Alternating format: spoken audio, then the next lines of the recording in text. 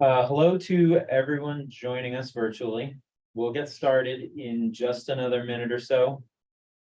You're at the September cycle meeting of Manhattan Community Board 5's Transportation and Environment Committee.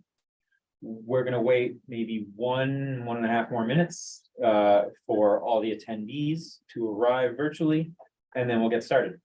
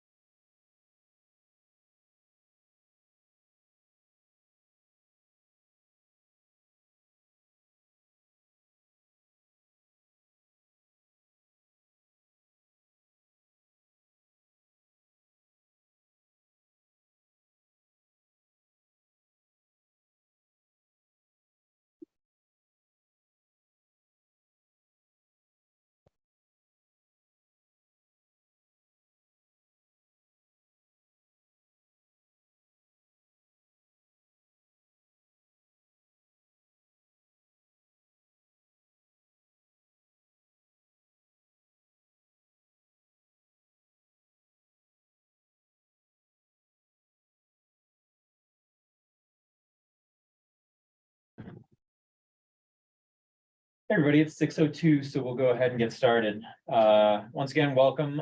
You're at the September cycle meeting of the Transportation and Environment Committee of Manhattan Community Board 5. I'm the chair, EJ Kalafarsky. Joining us virtually tonight is our vice chair, Sam Levy.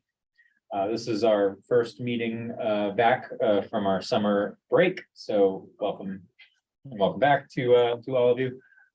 We've got a pretty full agenda this evening, so we're going to go ahead and dive right in and go as efficiently as possible. I think we'll probably go in the order of the agenda on the Community Board 5 website. We have 3 items on our agenda tonight. In particular, the first 2 items are likely to be popular and have some speakers from the attendees from the public who are in attendance tonight. For each item on our agenda this evening, we'll first hear from the presenter or applicant and anything that they'd like to let us know or present or add to what we know. And then members of the committee will have the opportunity to ask any questions. Following that, we'll have an opportunity for any members of the public who are in attendance on Zoom tonight to ask any questions that they would like to ask or to make any comments. We'll try to go efficiently to get to as many comments as possible.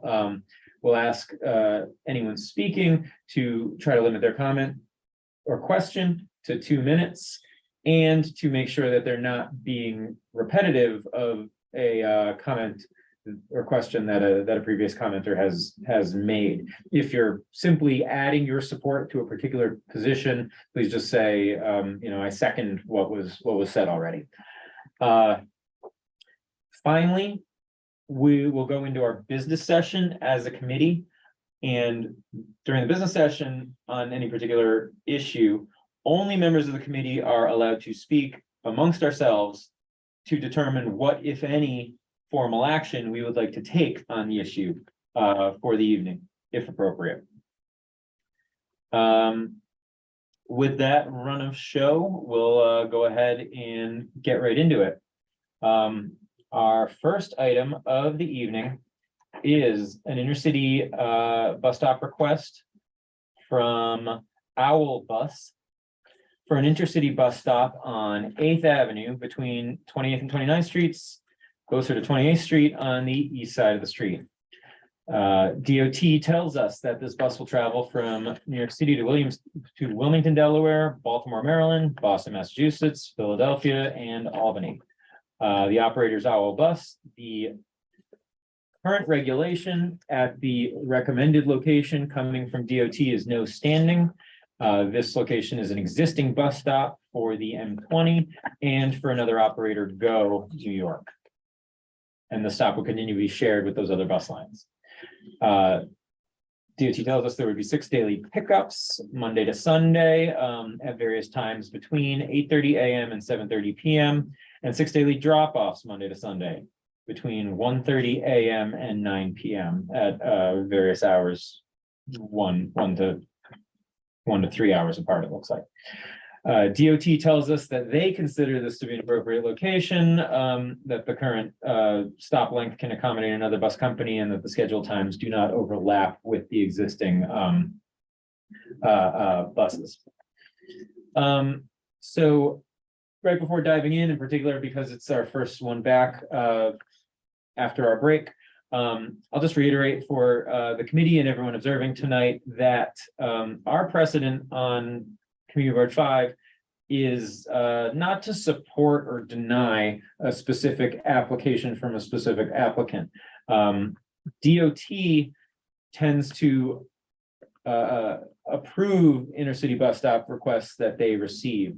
On the other hand, we definitely want to make sure to provide a venue for the community to provide any feedback or comment on the location the DOT is recommending, so that that comment can be characterized by the committee as a formal resolution and handed back to DOT, so DOT can really get a sense of whether the community feels this is an appropriate location or not. Our goal is to provide a hearing for any of the community's comments on this location in this request, and provide that characterization to DOT. So I just want to clarify, this committee and Community Board 5 does not get to approve or deny. On the other hand, we do want to hear any comments about the location so we can provide them to DOT.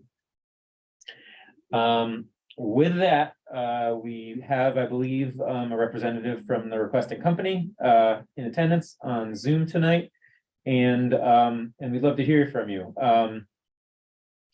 Mr. Chen, do you have any additional facts or anything you'd like us to know about this request?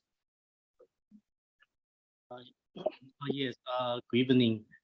I just have like a overview, like a short overview of the whole application.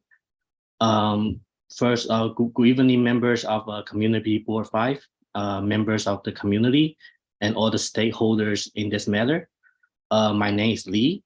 I'm the current owner and operator of Owl Bus. Our company founded 4 years ago, May of 2019. During 2020, during the pandemic, we stopped all the operations from March 2020 to May 2021 to comply with the travel restrictions. Later in June 2021, we resumed our operation.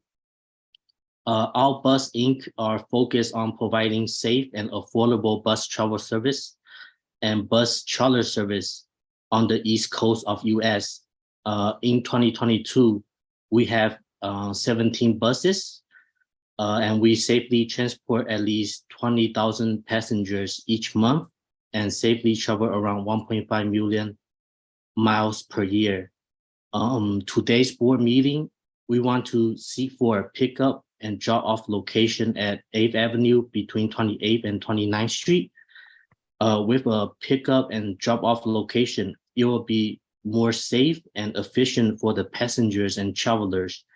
And with a good pickup and drop off location, the travelers can help to stimulate the overall spending around the community and help many stores and restaurants to stay in business in current inflated economy.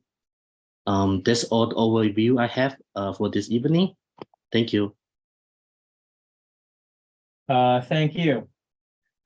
It's really too loud. Thank you. I don't think I can stay here if it's gonna be that loud. I'm trying to put it down a little bit, see what that does. Sorry. No worries. I wish I knew how to fix it. Thank you, Mr. Chen. Thank you. With that, I will open things up to members of the committee who are both present in the room here or online to see if there are any additional questions about this location or about anything that we just heard or read in the letter from DOT.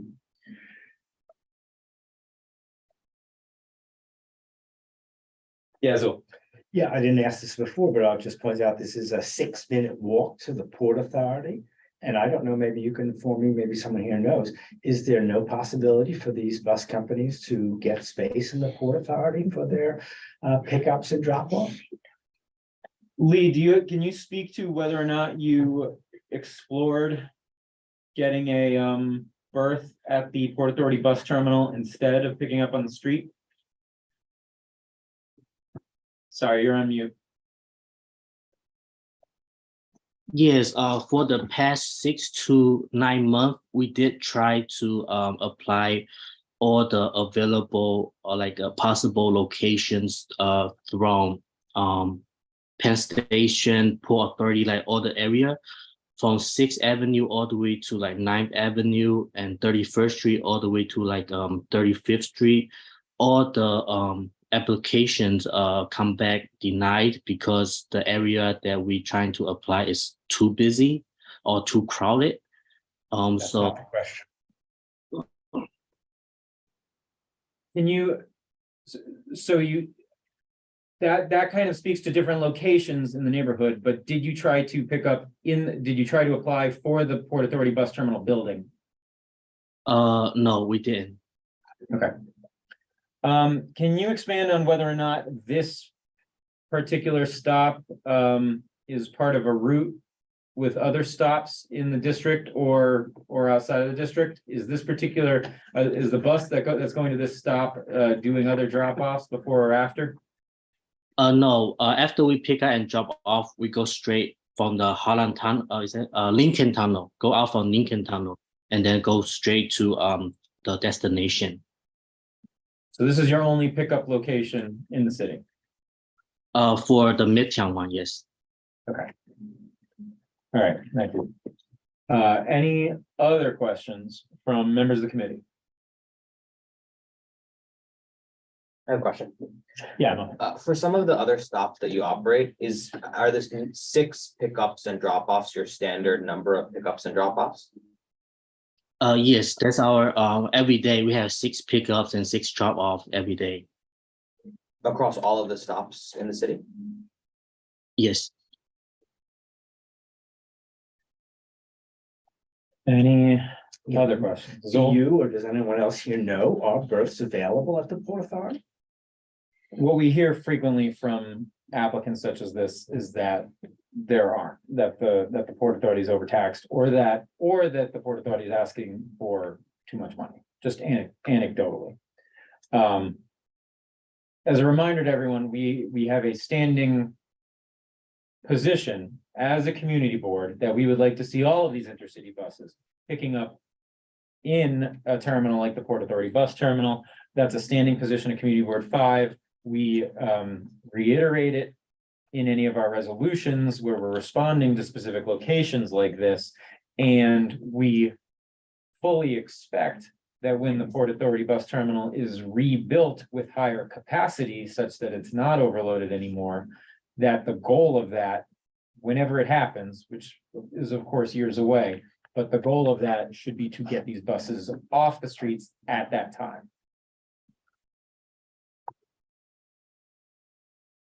Any other questions from members of the committee before we open things up to members of the public to make comments or ask questions? Yeah, Could I have to talk about how, if there's a protocol right now for how patrons are lining up on the sidewalk and just how long they might be waiting for the bus to come? Yes, so we normally tell passengers to get to our pickup and drop off location. Our pickup locations 10 to 15 minutes before the departure time, and we will form a single file line. Who come first, and then they will like go on the water. They come to the bus stop. Great, and how long are they usually waiting for the bus, would you say? Normally 10 to 15 minutes. Got it, thank you. Thank you. any other questions from members of the committee?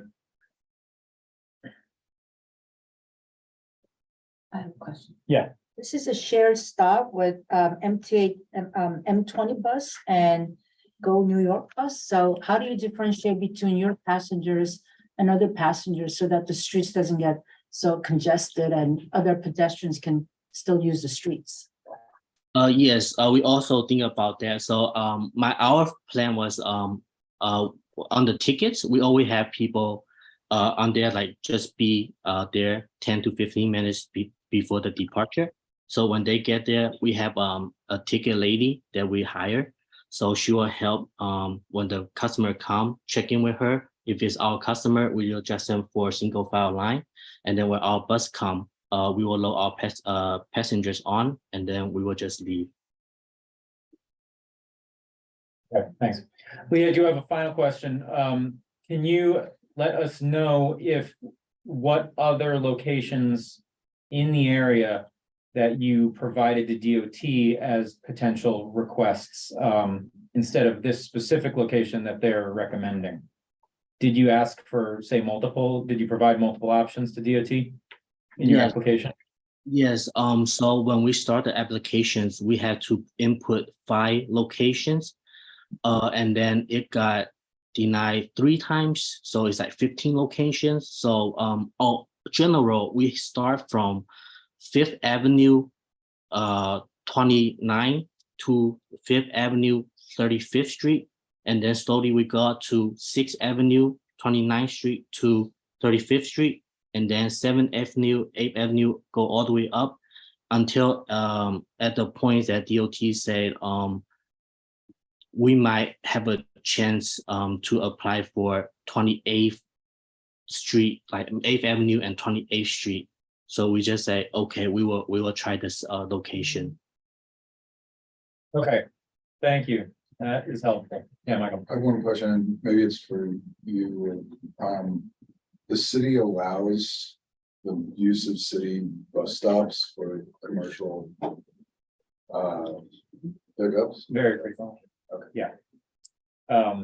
In fact, I think they prefer to, because they know that it's an existing bus stop that the community is coexisting with, as opposed to delineating a new location that has never been used as a bus stop. Okay. Let me ask one clarification. Yeah, Mohammed? So for the presenter, where are the other stops that you're currently approved for throughout the city? Outside of this one stop that's being requested, Oh, is that in New York or like outside of New York? inside of Manhattan?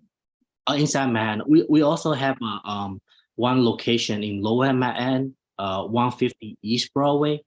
So that we have like going to Virginia and other places, 150 East Broadway. Thank you. All right, thanks. Any other questions from the committee? Sorry, one more. Yeah, sure. How long does it take to, for the customers to get on and off the bus? Normally, so our bus can hold 57 passengers, probably 3 to 5 minutes, like on the average, like 3 to 5 minutes on and off the bus. Okay, is the whole bus disembarking at the same time or getting on at the same time? Or So you just, it's like when the bus pull in, and then they will start loading the passengers. okay, and that's all, the whole bus is not, like some people are staying on or, is this only from New York City to each individual city, or is this bus making different stops through through different cities? Different cities, like when you travel from New York, you're gonna go to Delaware, and then Maryland, and then Virginia. And then on the other route, you'll go to New York to Albany, and then go to Boston. But in New York, it's like we pick up all the passengers, and then we're just heading out. Oh, okay, so it's not like the bus is pulling in with passengers on it already. It's No. that an empty bus is coming in, loading in 57 people. Yes. Okay, and that only takes a few minutes. Yeah, like 3 to 5 minutes on average. Thank you. Thank you. Any other, Michael? Oh, I just have one more question, which is this bus line operating already? Does it make any stops anywhere else? Like, or is this something new that you're planning on starting? Well, I think the answer was no, that this route does not have any other stops. No, I mean, just in existence today. It Go ahead. is new. For the midtown pickup, drop off is new. They have one on the Lower East Side. Any other questions from the committee? This is So- another internal question, not to the presenter. Do we know if the DOT coordinates the times for the M20 pickups, the Go New York pickups, and now this Owl pickup? Or drop off? Well, DOT would not coordinate the time for MTA. But What I'm asking is, do they have an idea of whether or not all these buses are coming at the same time? DOT's letter specifically says that these pickups that they're presenting us with do not coincide with the conflicting bus lines at the stop. Okay, so they do coordinate these. That's the implication from DOT's letter. Any other questions? All right, not seeing any other questions from the committee right now. We're gonna go into our public session. First, the board office did receive a comment from Lisa Wager at the Fashion Institute of Technology, who was not able to be here tonight, but asked that the comment from FIT be read into the record, which I'll do now. Dear Community Board 5, the Fashion Institute of Technology is strongly opposed to the I'm sorry? I think it was an echo. Okay. Is strongly opposed to the Owl Bus Inc. application allowing their intercity buses to join an already heavily used public bus stop on 8th Avenue between 28th and 29th Streets. 8th Avenue is notorious for its heavy traffic, which often leads to significant congestion. The location is also part of the college shuttle. Sorry, if you could please go on mute while we're doing the public session, that would be great. Thank you. The location is also part of the route of the college shuttle between the main campus and the 1,000 resident Kaufman Hall. The college additionally notes that the location lacks proper trash facilities and bathrooms for the many disembarking passengers who alight after long trips with significant amounts of food garbage. The location currently serves the M20 and Go NY tour company, so there are numerous buses and passengers already crowding the area. It reiterates that Owl would use this location for some or all of its intercity routes between New York, Wilmington, Baltimore, Boston, Philadelphia, and Albany.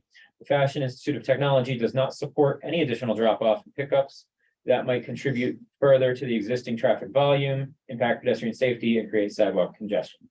Thank you, Lisa Wager, Director of Government and Community Relations for FIT. So Lisa wasn't able to join, but we indicated that we would read that into the record. And at this point, we will open things up for any members of the public who are in attendance to ask a question or make any comment that they would like to make.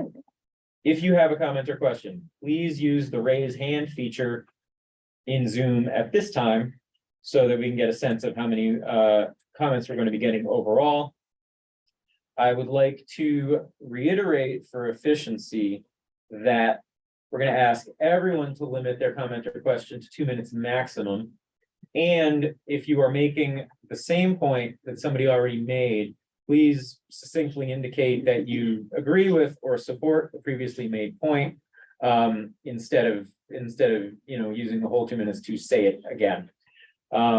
and thus we can still get an accurate count of support or objection and efficiently move through comments as efficiently as possible.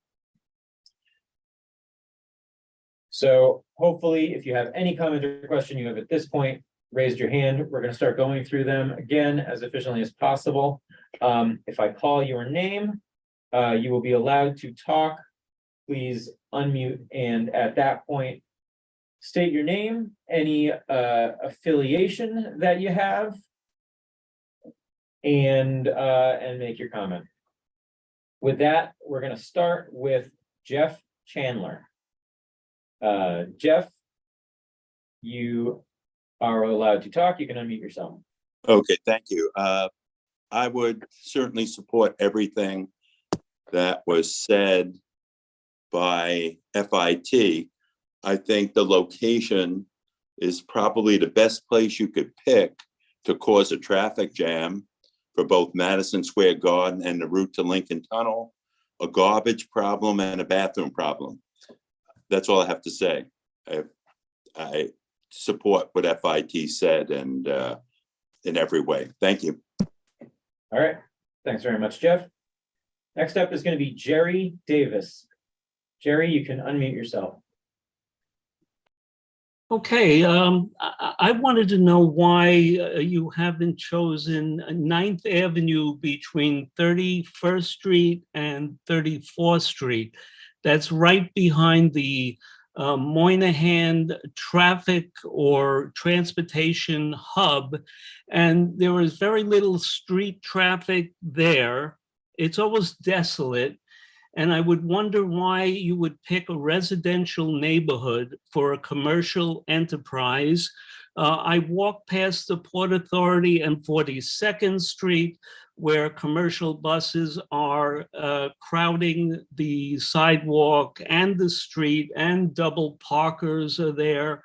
And why you haven't considered the other location as a traffic hub, which it is. Their trains and buses are there all the time, all the trains. The Amtrak and the Long Island Railroad is right there. Okay, thanks very much for the question, Jerry. We, as I mentioned before, we really don't know why DOT makes some of the decisions that they do, but I will ask that question to Lee. Is 9th Avenue was 9th Avenue among the options that you presented to DOT? Yes, 9th Avenue, like from all the way down from 5th Avenue all the way up to 9th Avenue. Start from 28th Street all the way up to 25th Street. We all tried the locations. Okay, so DOT selected 8th Avenue, but you would have been happy with 9th Avenue if that was a possibility. That's not in our Okay, thank you. district, though. Yeah. No, I know, but it's also not in the information that DOT provides us with. So we don't know why they selected 8th Avenue. Thanks very much. Next up will be Susan Immergut. Susan, you are allowed to talk. You can unmute yourself.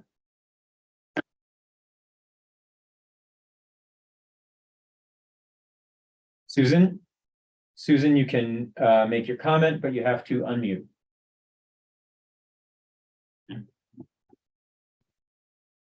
I'll try one more time. Susan, can you unmute yourself to make your comment? All right. We will move right on to Lori Harjawargo. I gave it a shot. Lori, you can unmute yourself. I have unmuted. Thank you.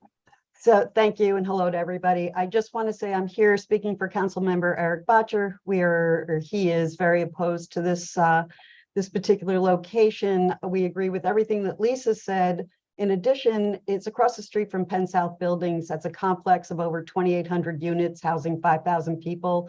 This is a residential neighborhood that we think is inharmonious with a sightseeing bus location, as Penn South is a NORC, a naturally occurring retirement community, with a significant number of older residents, and we think they would be negatively impacted I also think that the inevitable crowding that Lisa mentioned is obvious.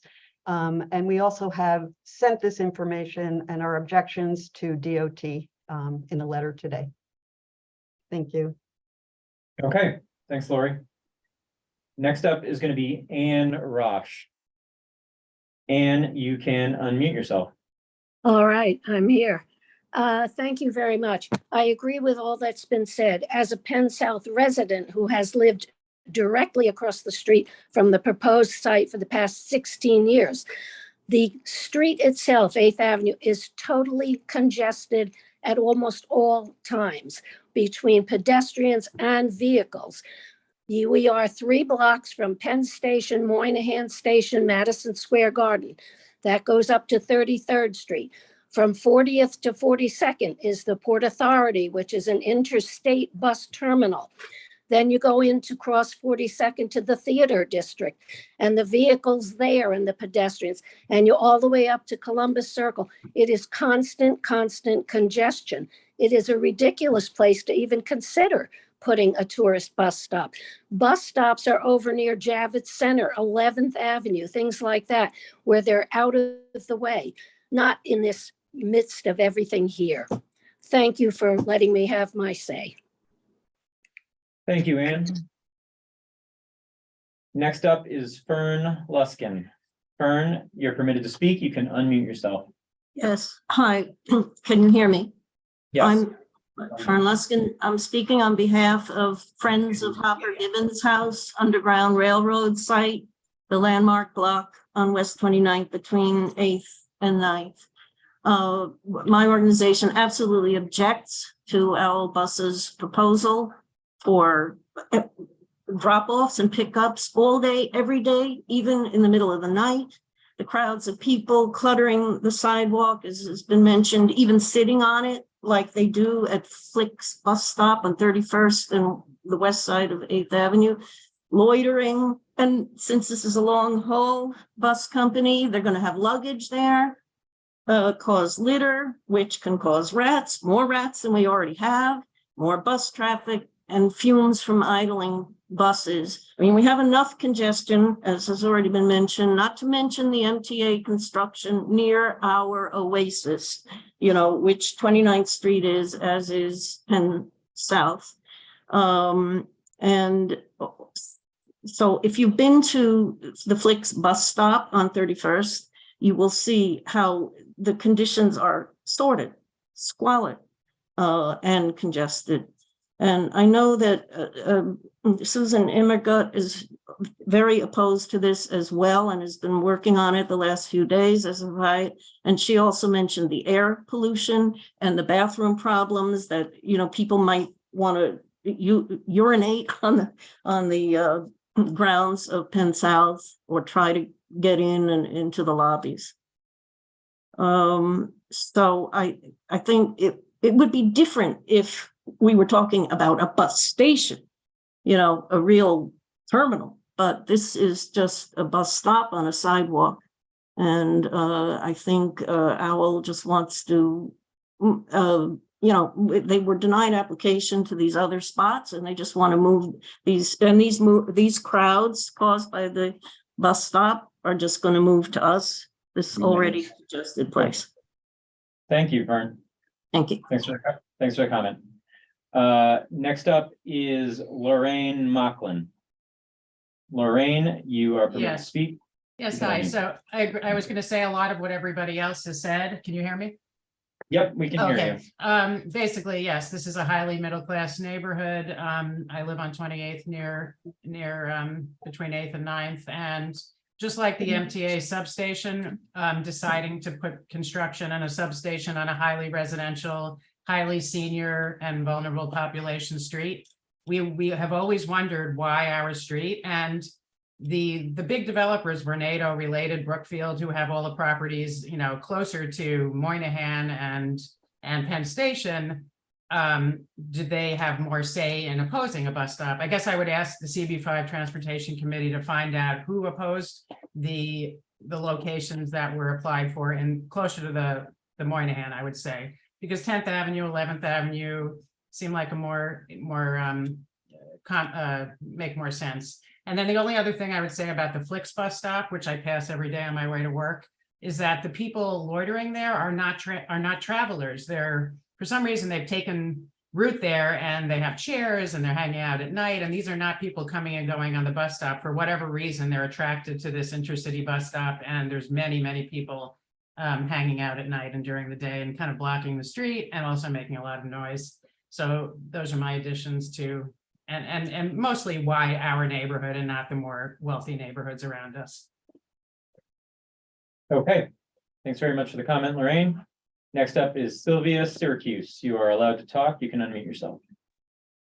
Yes, hi, I'm a Penn South resident and I live catty corner to the proposed stop.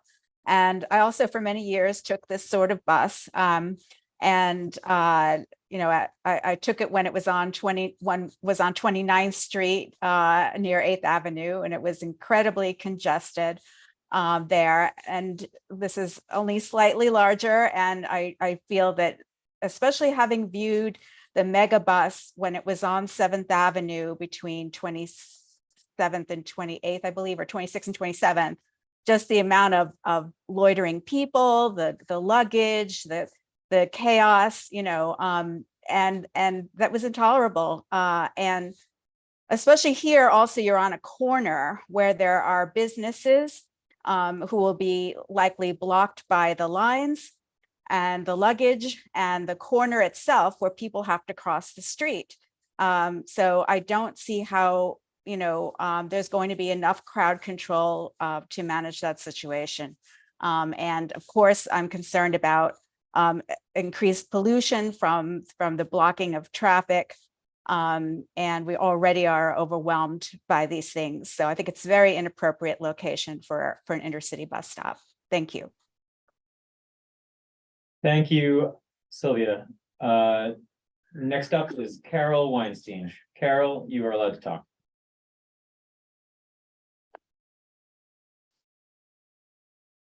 Carol, you can unmute yourself. Can you hear me now? Yes. Oh, great, great. Thank you very much. I don't see why having the bus stop in that location on 8th Avenue between 28th and 29th would significantly add to the congestion of that area. It is a highly trafficked area, that's true, but the bus, we're not talking about a bus that stops every 20 minutes, but something that stops like 6 times throughout the whole day. It wouldn't significantly make a difference, but it would be good, as someone else mentioned, to explore the other options, such as on 9th or 10th Avenue, or maybe close to Jacob Javits Center if they have more things going on there. That was a good suggestion too. Okay, and other topic, I can see the name of Mr. Chen, but I don't see the names of the community board members who are speaking. Okay, thank you.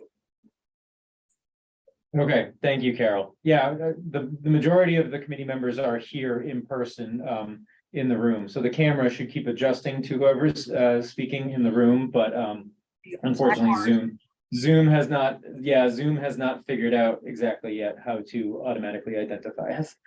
Maybe you could wear placards. That's or name tags. Yeah, that's a good idea. Okay. Thank you very much, Carol. Thanks. So as we move through comments, just to summarize at this point, what we've heard so far is a number of residents, including Penn South residents, raising issues with businesses being on this block, residents being on this block, concerns about added congestion or pollution, concerns about attracting loiterers and trash, like at the Flix bus stop at 8th and 31st Street. Mention of trash and squalor, and in particular objection from institutions like the Fashion Institute of Technology and Eric Botcher's office. There's also been some suggestion of alternatives which we can suggest those alternatives to DOT as well, though we don't at this point know which ones specifically they looked at or why they may have excluded them. So I just wanted to summarize where we're at right now. Again, you don't necessarily need to remake any of these points in your comment, except to just say that you agree. And we can try as efficiently as possible to get to as many more folks as possible. I'm actually just going to keep running through the public comment here if I can. If I may, because so far out of 8 people, we've had 8 negatives. Maybe we can ask if there's anybody who's in support of this. We've heard one that was not so It was objective, namby-pamby. but yeah, Said we do, go elsewhere. we are gonna get through as many of these comments as possible right now. Next up is gonna be Edri Cote. Edri, you are allowed to talk. You can unmute.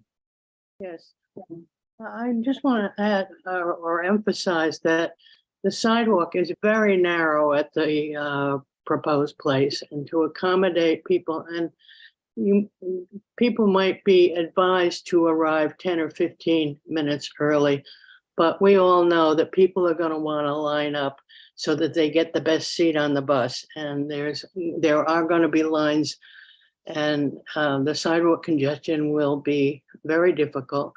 This is being proposed at a time when 28th Street is under a 3-year project by MTA to build, they've sort of co-opted 2/3 of 28th Street for their construction project.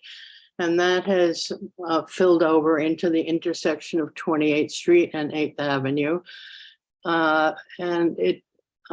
And I had, at one point, I was crossing 8th Avenue from the, I was crossing with the light, and I was struck by a bus that was coming from 28th Street and making a left turn onto 8th Avenue.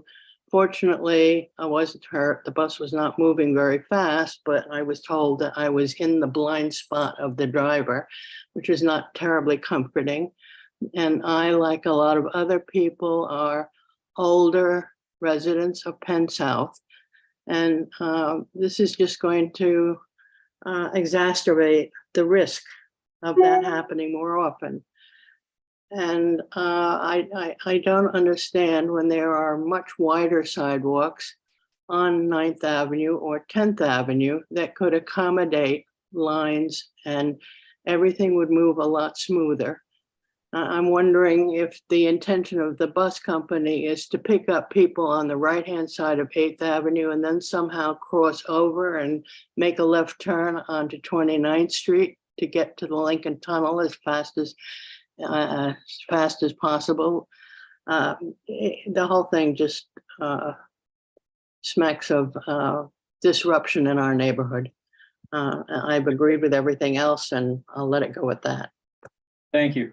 Thank you, Edri. Sorry to hear about your incident. Glad you're okay. But thank you for raising some of those new issues. We appreciate it. Next up is Diana Stewart. Diana, you are allowed to talk. Hello. Hi. I am also a resident of Penn South, but I'm very concerned about bicycles. Nobody has mentioned how many bicycles we have on 8th Avenue. And many of those bicycles go onto the sidewalks. And I think this is an important concern. I agree with all of the other negative remarks that have been made, because we are in Newark, a naturally occurring retirement community. And this is not Midtown. This is Chelsea. It's not Midtown. It's a wonderful place, a residential area that belongs to the heart. It's filled with gardens and playgrounds that are open to the public, to everyone to enjoy. But the point is, you can't just come in and take over a spot that's already used. It's already in use. It's already part of our daily lives. So please, the gentleman who is here speaking, please reconsider, find another place that doesn't already have all of the problems that it would create, as all the other speakers have stated. Thank you. Okay, thank you, Diana. Next up is Morris Benjamin. Morris, you are allowed to unmute. Okay. I also live in Penn South. I'm a member of the Board of Directors, but I'm not speaking as part of the board. I'm speaking as a resident. I agree with what everyone has said to this point. If you look at the location, the MTA has a structure over the whole sidewalk right by that bus stop. That sidewalk is almost not walkable right now without being an extra bus stop. And that structure is part of the project that the MTA is doing to enhance the speed of the subways. And that's why 28th Street between 8th and 9th is going to be congested for the next 3 years. And also that location has a pediatric doctor. Little kids, babies go there during the day. It's not a great location for a transient bus stop. And with what everyone else has said, I totally agree. And I know that the Owl Bus Company has looked at areas below 28th Street. Maybe they need to look at areas above 28th Street. Megabus, 7th Avenue, that's a supersized sidewalk. Maybe they could add the Owl to the Mega as an option. But we are totally opposed to this. Thank you. Thank you, Morris. Next up is Joyce Snyder.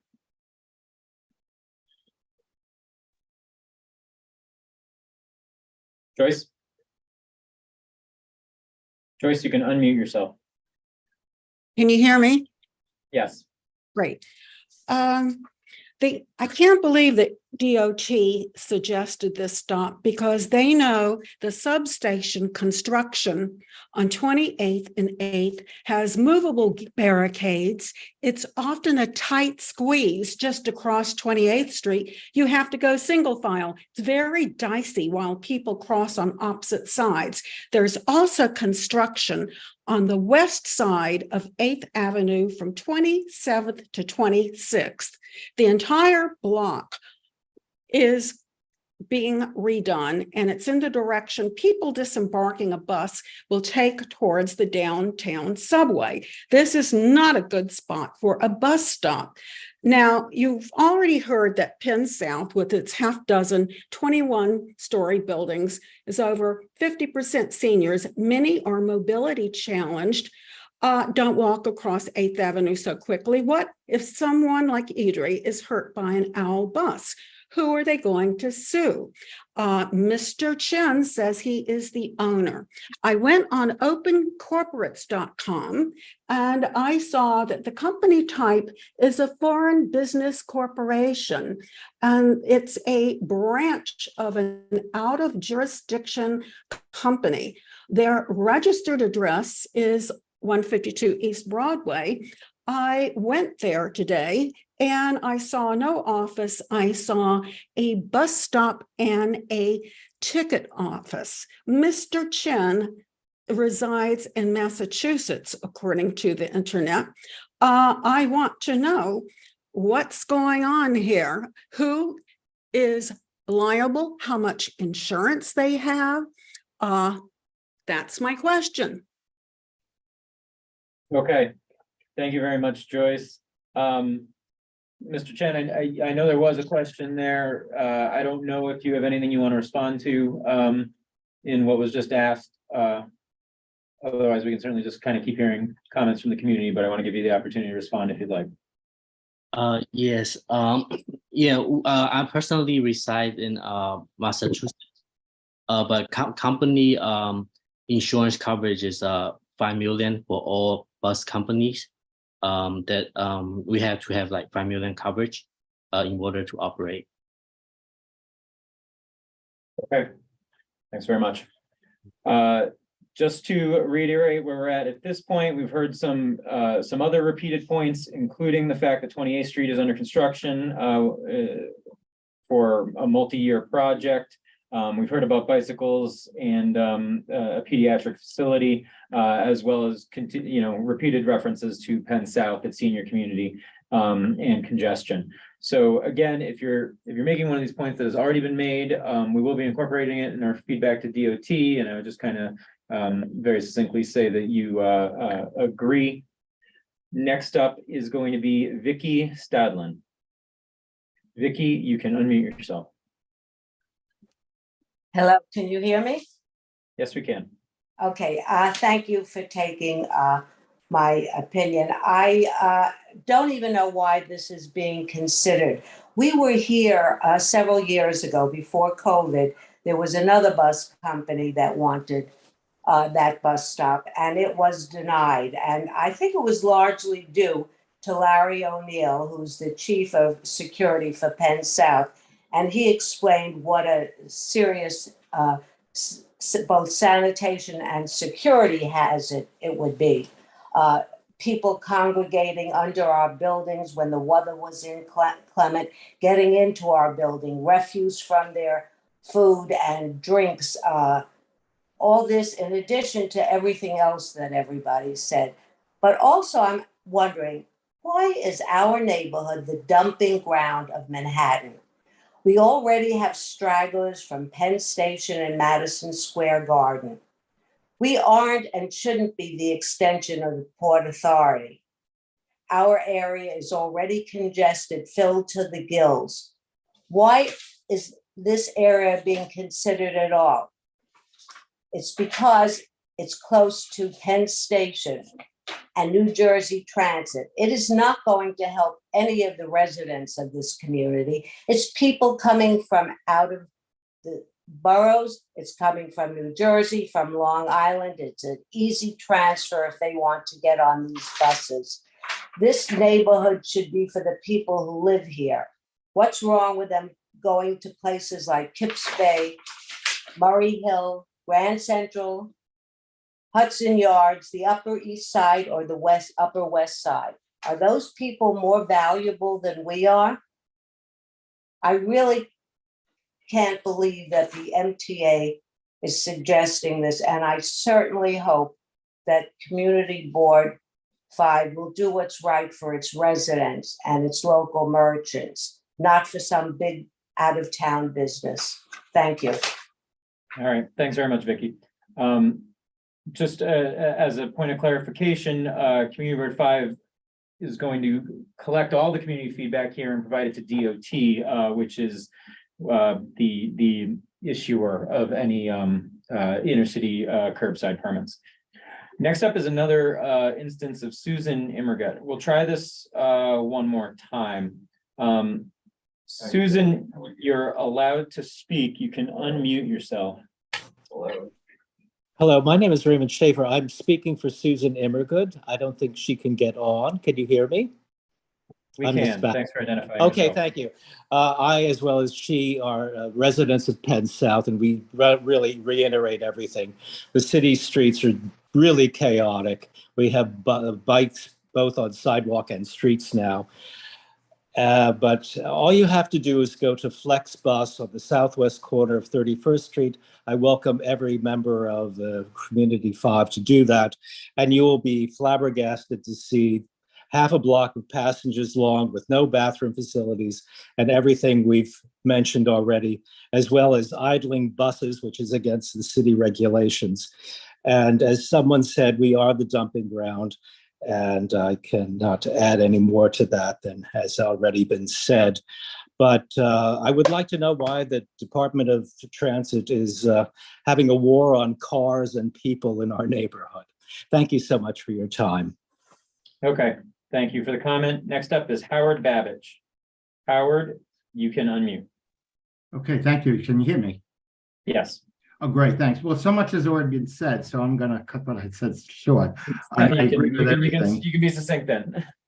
Great, thank you. But I just, for years, we've been told by the city and the state that there's such terrible congestion in our district that we need a congestion pricing plan. So if congestion is so terrible, why would you do something like this? Why would DOT propose something like this, which is obviously going to just make congestion worse? And despite what DOT says, I don't believe they're going to coordinate OWL and the M20 buses. I think an M20 bus is going to pull in when an OWL bus is there, and it's not going to be able to pull into the curb. So it's going to have to stop in the lane of traffic, blocking more traffic, which is going to make it difficult for persons with disabilities to get on and off the bus. So it's terrible. And someone mentioned that how narrow the sidewalk is. It's terribly narrow. And although Mr. Chen said people are going to be lined up very orderly, it's not just people that are being lined up. There are people with luggage and big pieces of luggage, and that takes up space. And finally, in his opening remarks, Mr. Chen said that when considering this space, he took the benefit of travelers into consideration.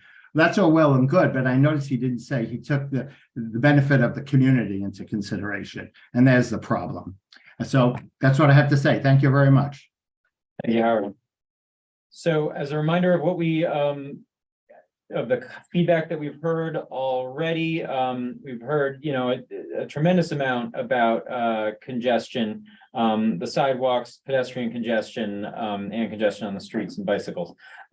Certainly, if you're reiterating that point, I would simply say at the top that you're opposed and that you feel like that's a continuing issue, or succinctly point to any of the other issues that we've already heard about, just so we can make sure that everyone still gets heard. Next up is going to be Jane Buchanan. Jane, you can unmute yourself. Yes, hi. Hello, thanks for having this forum.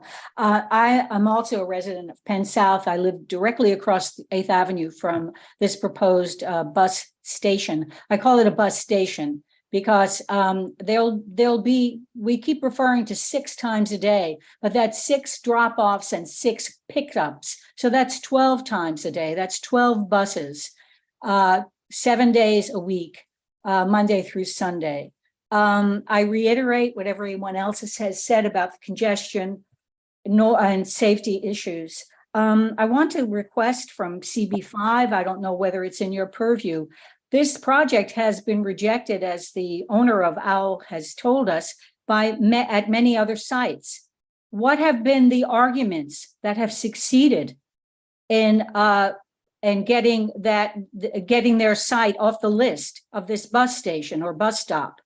Can we know what their arguments are so that we could succeed in quashing this application? Yes, go ahead. I'm sorry. No, unfortunately, we do not get that information from DOT as to why they recommend one stop over the others. Well, okay. Well, thank you. You answered my question. I guess I also am concerned about. I'm sorry. Can I continue? I'm sorry.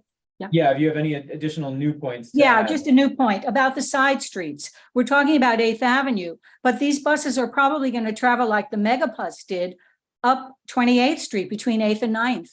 That, of course, we know it's undergoing MTA massive construction project, but that's part of our community, and also the other side streets will be affected as well. Okay. So those are my main points, and I am opposed to this project. Thank you. Thank you, Jane. Next up is Mary Naga. Mary, you can unmute. Hi, I'm happy to be a part of this forum. I concur with just about everything everybody has said, and I need to repeat my points. So negative on this project altogether. Okay, thank you very much. Thank you. Next up is Abigail Collins. Abigail, you can unmute.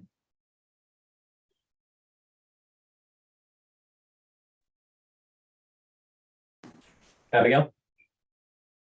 Can you hear me? Yes. Okay, thank you.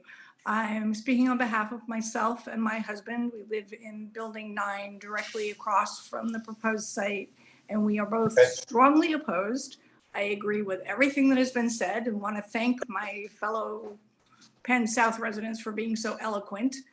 And I would just point out that that side of 8th Avenue is already a mess with homeless people encamped on the sidewalk and all sorts of other challenges and illegal establishments, and it's really a mess. And this is not going to help in any way whatsoever, and we are strongly opposed.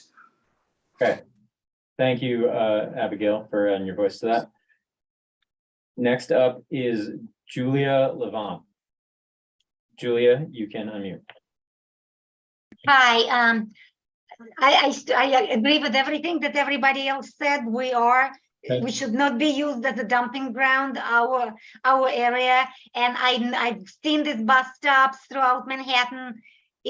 People start congregating much earlier. It's not true that they're going to be there 15 minutes before, like somebody already mentioned. It's not true that it's going to take 3 to 5 minutes to board the bus and get off the bus. It takes much longer. And it's already a mess the way it is, like everyone else said, and it's going to be even more of a mess. And I really I am a Penn South resident, and I strongly oppose this bus stop. Thank you. Thank you for adding your comment. Next up is Ruben Fernandez. Ruben, you can unmute. Hi, my name is Ruben Fernandez. I'm a co-op resident at Penn South. Can you hear me? Yep. Yeah, I just want to say I agree with all the comments made beforehand. I would like to take a slightly different twist. I don't want to preclude increasing service of the M20 from every 20-minute frequency to a higher frequency someday. But I also would maybe recommend to Al to maybe work with the infrastructure rather than against it. And I would propose that he reduce his fares from $4.25 and encourage his users to maybe pick up his bus at Secaucus Junction and take the train from Penn Station and have his pickup there rather than in the city of Manhattan. I think the service could be valuable, but I think the model does not work for this particular area. So thank you. All right. Thank you for adding your comment. Next up is going to be Deborah Kay. Deborah, you can unmute yourself. Yes, thank you. I agree with what everyone said, except the person who was sort of for it. I just want to say that it is very congested, and I do worry about the people who want to go on a city bus, if there's an hour bus there, and how they would have to go into the street to flag a bus down. Many of these people have mobility problems, many don't. And the sidewalks from storefront, from store to the end of the curb is narrow. This is not a wide street. Anyway, thank you all for having this forum. Thank you. Thank you for adding your comment, Deborah. Next up is going to be Anna Matos. Anna, you can unmute yourself.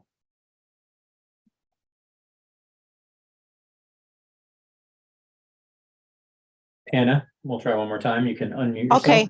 Hi. Hi. Okay.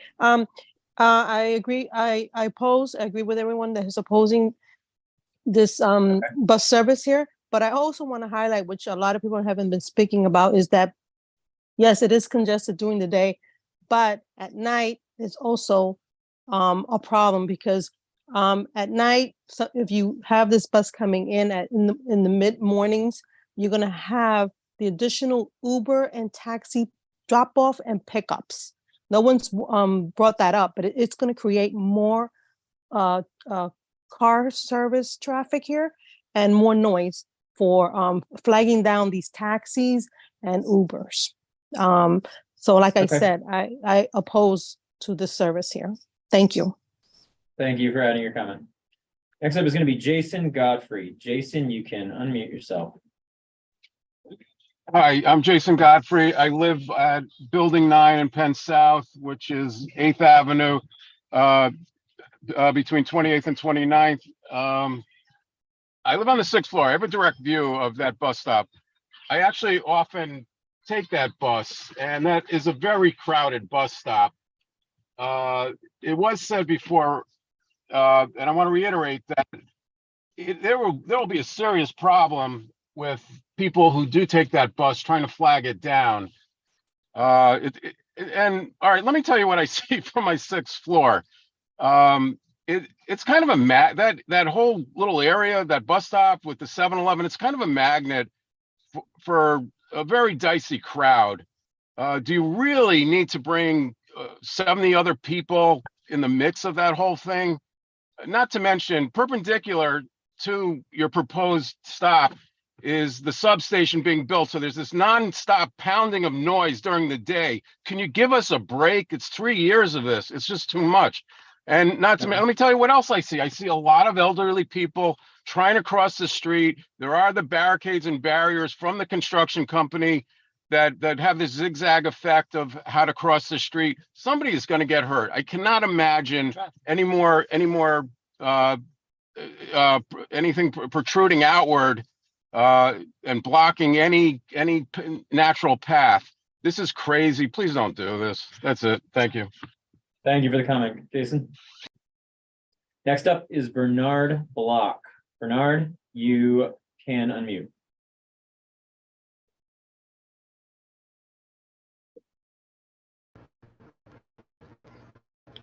To hear me?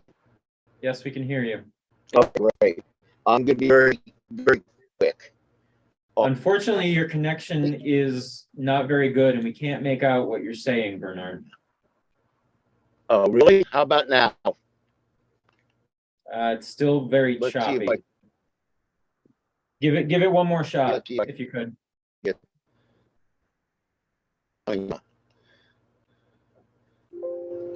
Let's I'm see sorry, what happens Bernard. now. Can Okay, you hear try me that. now? Yes. I How's think this so. sound? Much better? Okay. Yes. It's going to bring bus traffic onto 28th Street or 26th Street based on the route coming out of the Lincoln Tunnel that they're talking about. 28th Street right now is under construction, but it's also a block where people cross from one part of Penn South to another part of Penn South. So it's going to bring this bus traffic along that route.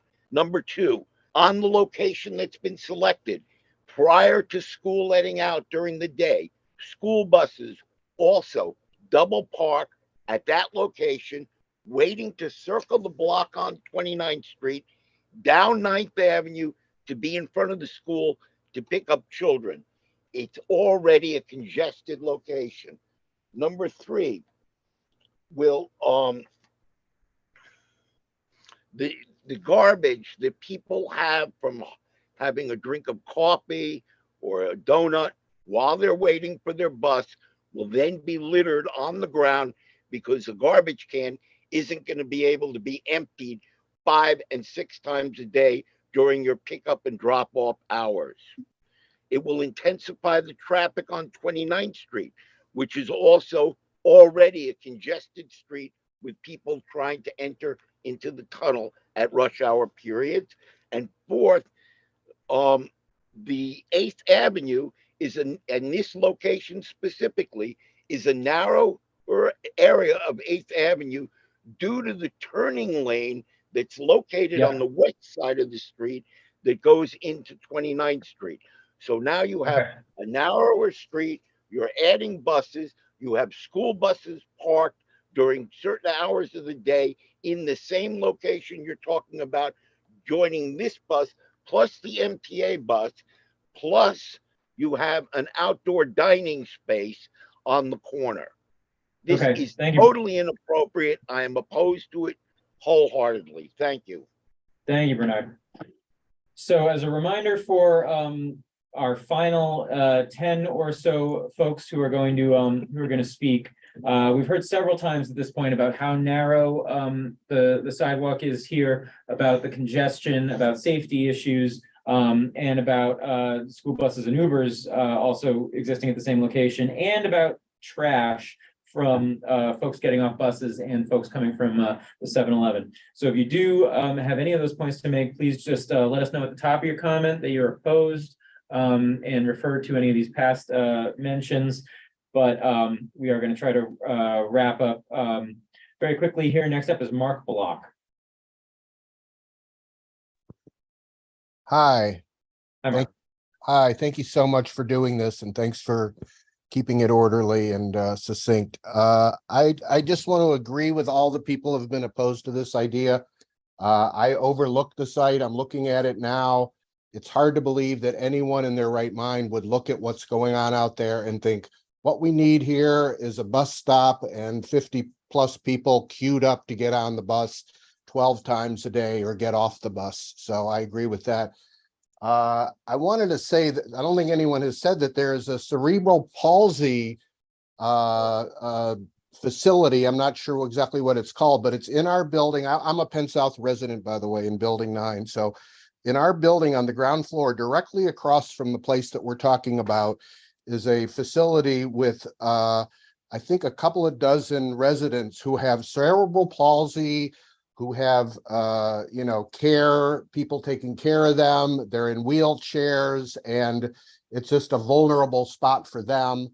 I agree with what has also been said about the old people and the place being a little bit of a dicey magnet for this neighborhood. At any time of day, you can go over there right by the bus, like 2 feet away from the bus stop, and at the 7-Eleven, there'll be people clamoring to open the door for you, hoping to get some spare change or whatever it is.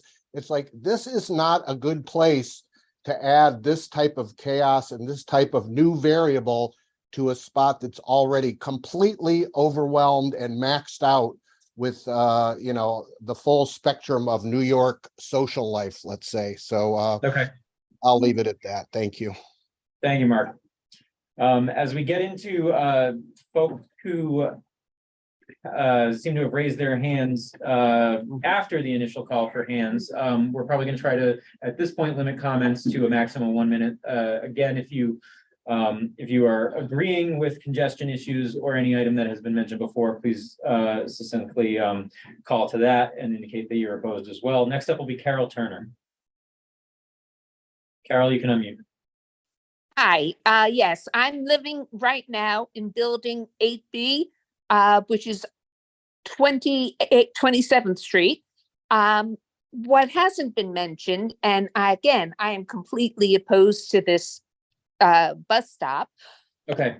The building on 26th Street and 8th Avenue and 8th Avenue to 26th Street, they are in the process of being torn down, and there is going to be some housing put up there, but it's going to also take another 3 years until it's completed.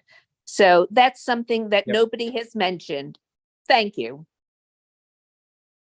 Thank you. Next up is going to be Erica Flores. Erica, you can unmute.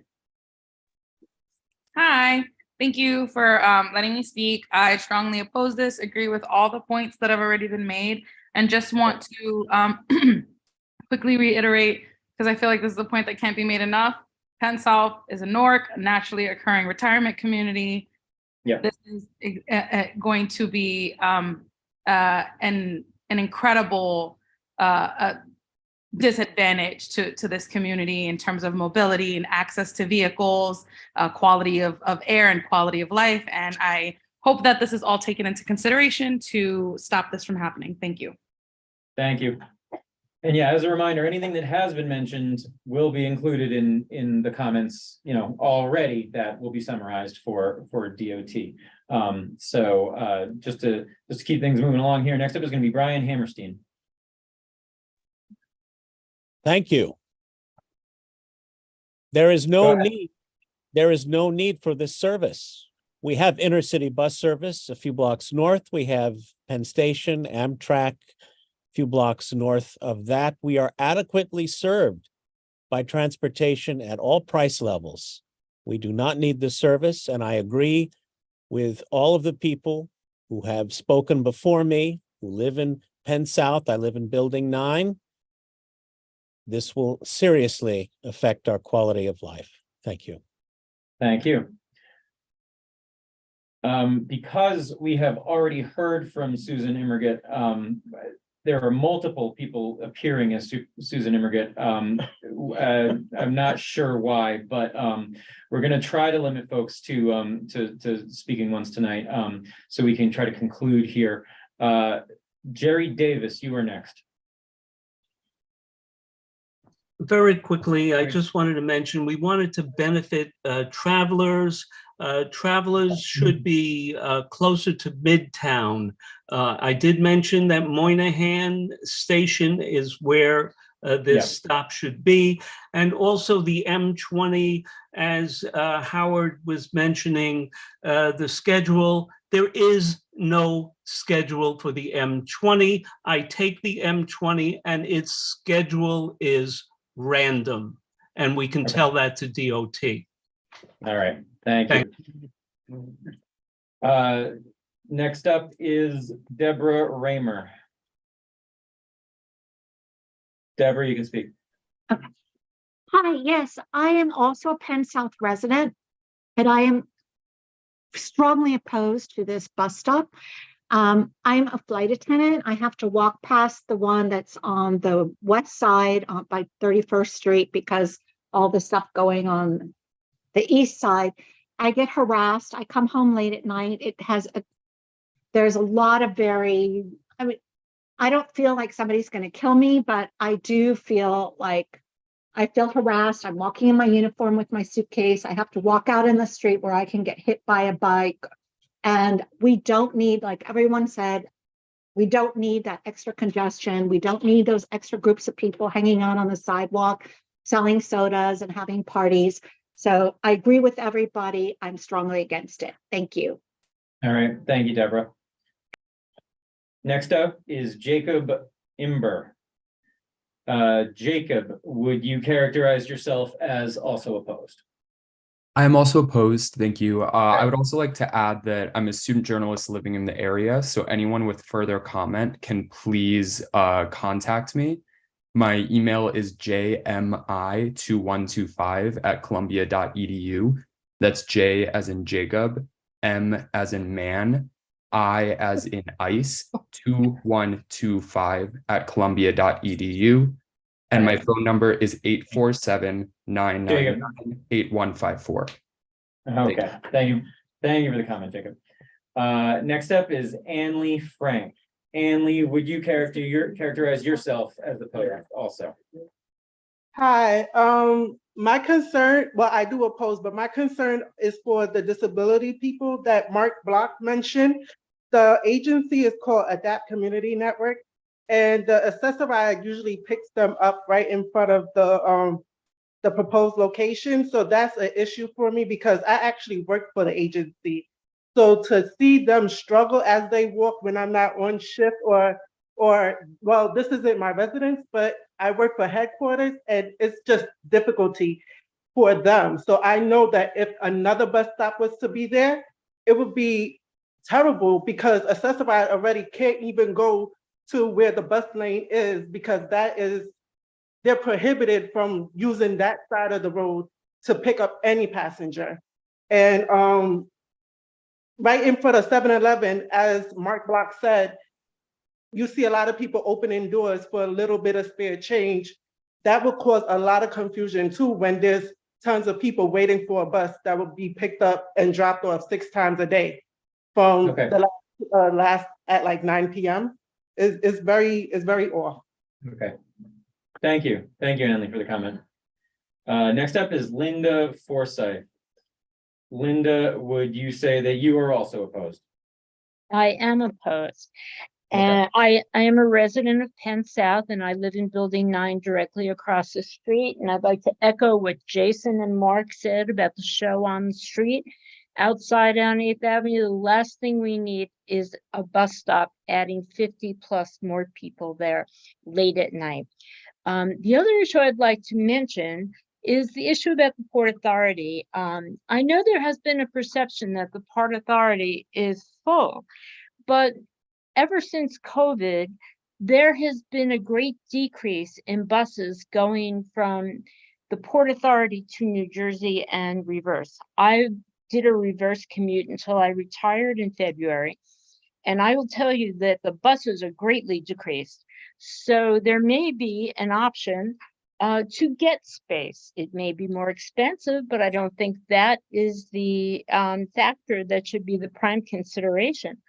I wouldn't dismiss the availability of buses at the Port Authority. That's one issue.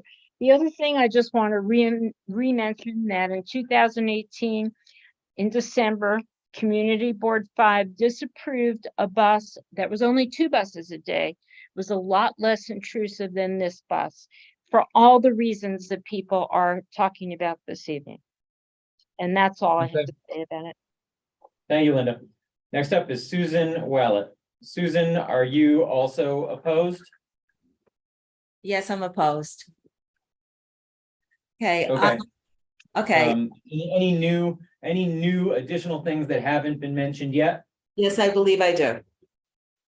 Okay, I did want to put a number to the sheer magnitude of seniors at Penn South.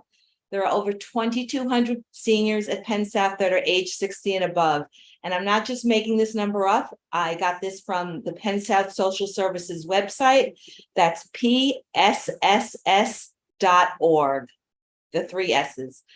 So just so you get an idea of over 2,200. Okay.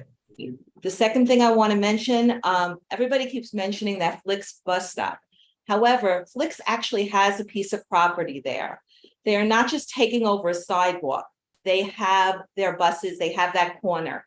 Whereas here, all they're going to be doing is taking over part of the bus stop that's already busy and the sidewalk that's already busy. They don't own anything.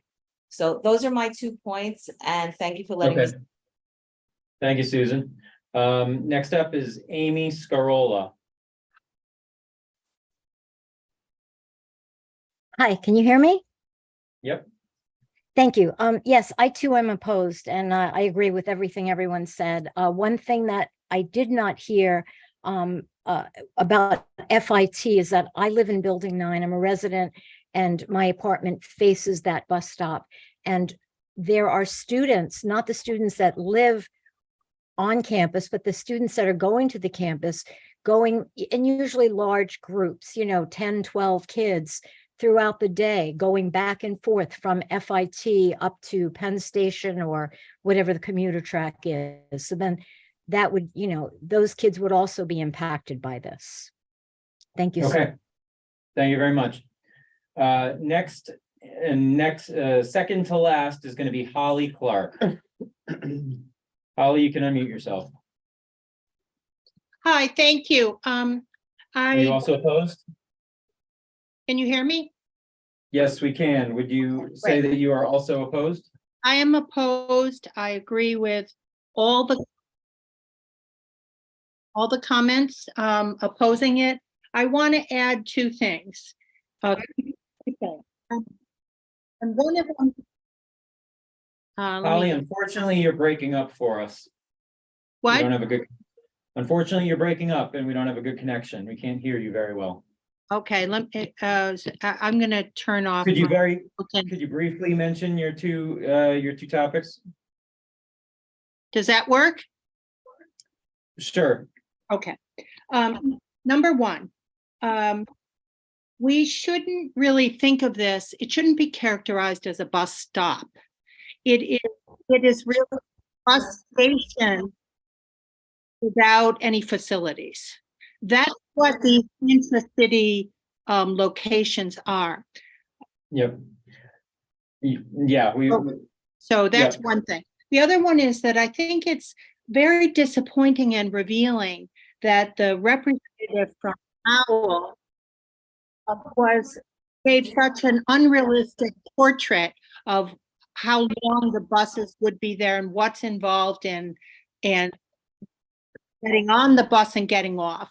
It is a much longer process.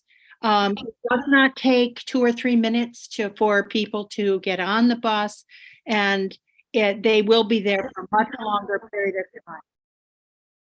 Okay, thank you very much. Lastly, so there's one other point that has not been emphasized, which has to do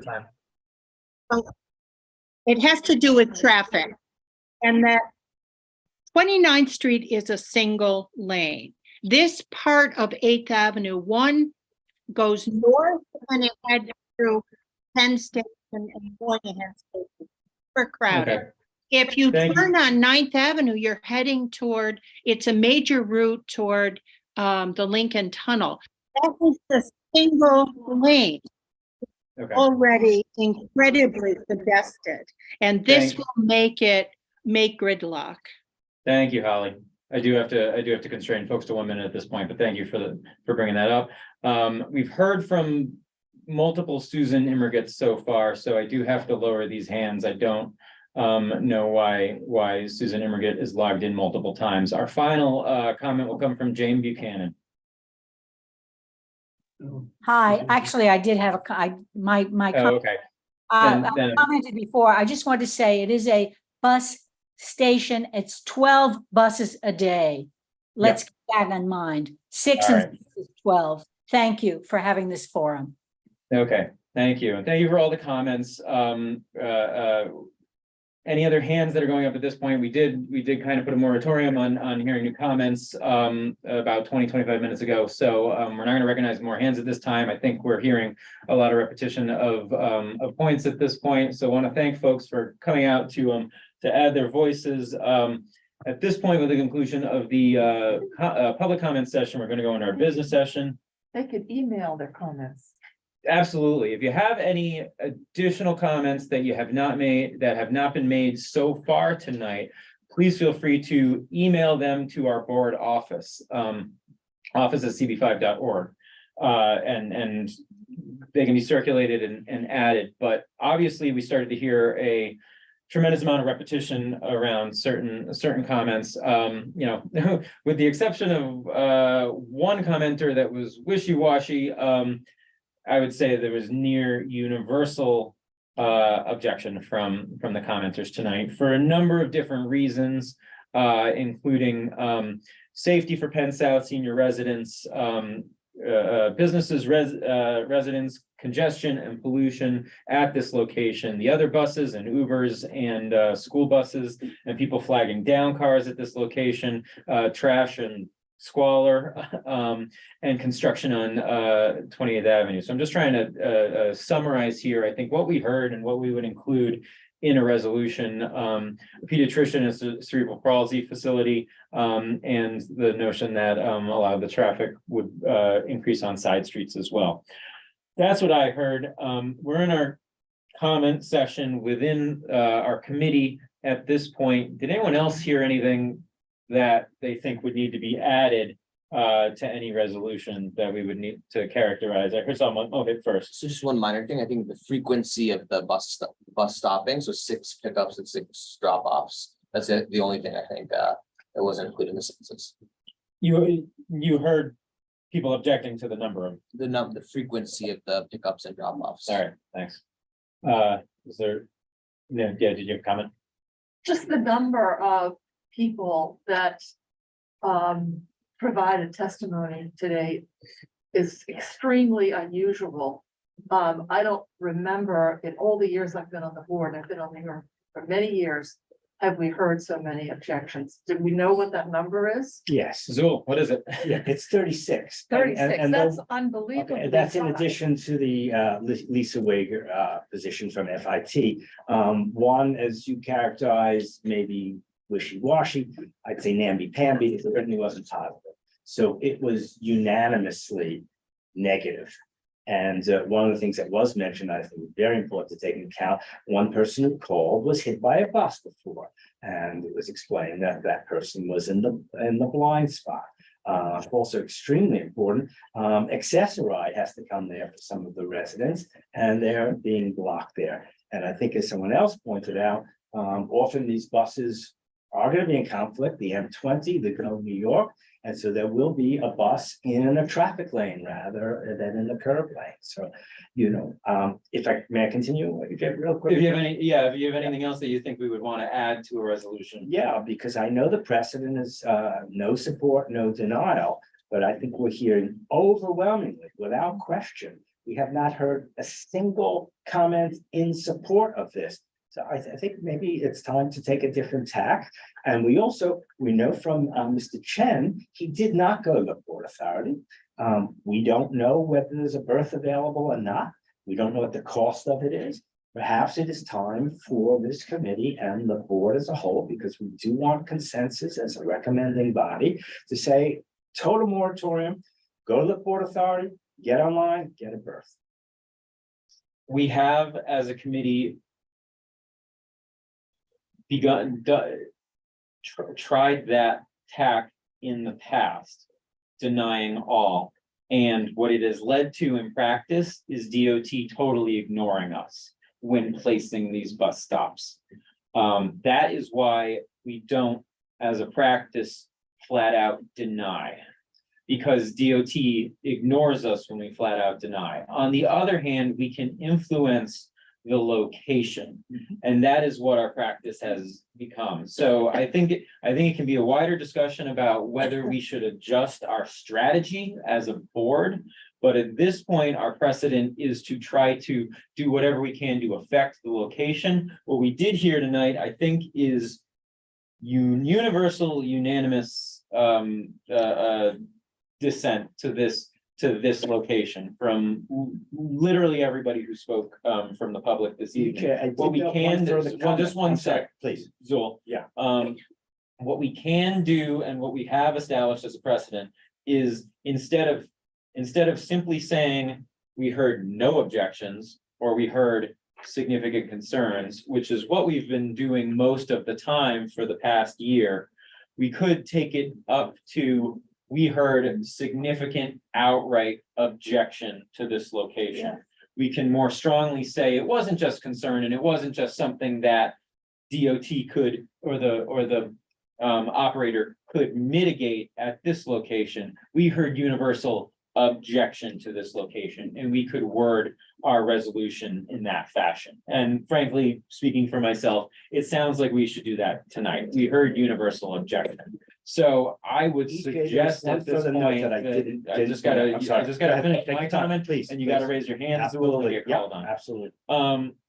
So I would propose that what we could do this evening is for all the reasons that I mentioned a second ago and that we listed, that we say that we have that we heard significant universal objection to this location, that we mentioned some of the alternatives that were proposed, and that we specifically continue to reiterate our stance that all these buses should be coming off the street and getting put in the bus terminal, and that we'd rather see all these buses, any buses on the streets in a comprehensive plan as opposed to ad hoc. So I think a resolution should say all of those things. I do want to hear comments from anyone as to whether they think that's not the direction we should go. And if there are any other comments at this point, I would love to hear them if anyone has any additional ones. Yeah, Michael. Just quickly, that I walked over there earlier today, and in part what seems to be going on is there's also there's just a huge amount of construction around there. It is very dangerous. I understand all of the complaints and concerns, and I think in a weird way, it's not even specifically about the bus stop itself, but this is sort of the straw that's breaking the camel's back of people that are living in that specific part of the community and those buildings, and they feel that DOT is probably being just ignoring their situation in general with all of these permanent constructions and things like that going on. So I think that's why they came out in such force today, because it is, I did take pictures that it is very bad right around that intersection with that's where the bus stop is. And I mean, I get the issues that they're getting at. And I mean, that's my only comment, that these entire areas get blocked. So if DOT is responsible for everything, then I'm not sure what we do in relationship to this specific resolution, but I understand a lot of complaints from the community. Yep.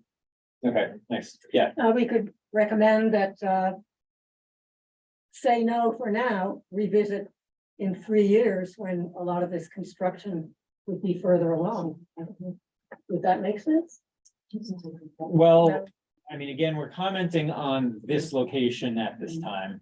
And we do have again, the standing position that we'd like to see all these buses off the street anyway. And particularly when the Port Authority bus terminal is rebuilt, which is in a number of years in the future. Any other comments on the approach that I proposed? Yeah, How about just suggesting a Ninth Avenue stall? yeah, I think I think we did hear a number of alternatives that were proposed, such as the Flix bus location, such as Ninth Avenue, such as should be closer to Moynihan. And I think we could say that. I saw George's in there. Yeah, I'm sorry I haven't been able to be in person to many of these meetings because I've been dealing with some health problems, but I really did want to come and I'm very happy to be here and agree with the vast majority of people. The reason the Port Authority bus terminal was built was because it was a chaotic situation and all these buses from all over the west of the Hudson mostly, they built a terminal exactly for that purpose. The terminal has recently declined in ridership because of the economy and the movement, loss of jobs in the center of town. There's far less activity. We ought to try to get a measure of how much less activity there actually is in the bus terminal, just to help back up that point. The Port Authority is run by the governor. The governor appoints all the members of the board.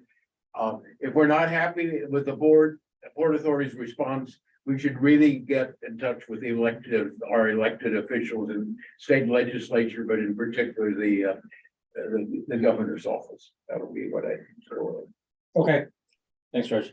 Hey, EJ, it's Sam Yeah, here. go. I can't raise my hand, unfortunately, and I apologize again for not being there in person. I agree with your approach, and I think that that's the right way to go. I understand everyone's frustration, but I do think your approach is the right one. My question is just out of curiosity, is there anybody from DOT who has attended tonight in any capacity that we're aware of? Not that I'm aware of. I don't see anyone from DOT in the panelists. I don't see Colleen among the attendees or anyone who I recognize from DOT among the attendees. That's what I think. Yes, It's just increasingly frustrating that DOT, given that we've had this discussion about this location since I've been on the committee, since we've discussed this numerous times, that DOT is not present. So I'm just registering that as part of the frustration that everyone feels. Yeah, indeed. Yeah, so Yeah, I'm very glad Sam brought this up because one of the notes that I did take and didn't mention are those 36 comments, and we have to do due diligence on this. But one of the public comments said that there was a prior denial by DOT at this very location. So we need to do diligence on that. We don't know the truth of that, but I certainly would suggest we do not want to put this off to another date. And we do not want to put this out to another location. I found the NIMBY responses not helpful. This is our city. If I'm remembering the same comment as you, I think the commenter was saying that Community Board 5 in the past recommended denial for the location, not necessarily that DOT ended up denying a request for the location. They may have moved it to another location, and certainly we may have to look that up. But I think the commenter was referring to what Community Board 5 had acted on I think at there that were time. numerous comments to that Community Board 5 made that denial, but I do think, and perhaps I can't read my own handwriting, so forgive me. But I do think there was a comment about the DOT. And listen, if I may say, you handled that public comment with great applause. No, thank you. Obviously, this is an issue with a lot of interest and speakers in this new hybrid era. So we'll figure out how to do this as efficiently as possible going forward. I do have to say, just to bring this in for a landing, that it sounds like there is universal consensus around characterizing the community feedback today as significant universal objection to this location, to an additional bus stop at this location, for all the reasons that we said, and that we should reiterate our call to take all these buses and put them in the Port Authority bus terminal. I don't know if there are any other comments as to how we should change up that approach at all, or if not, whether anyone might have a motion to that effect.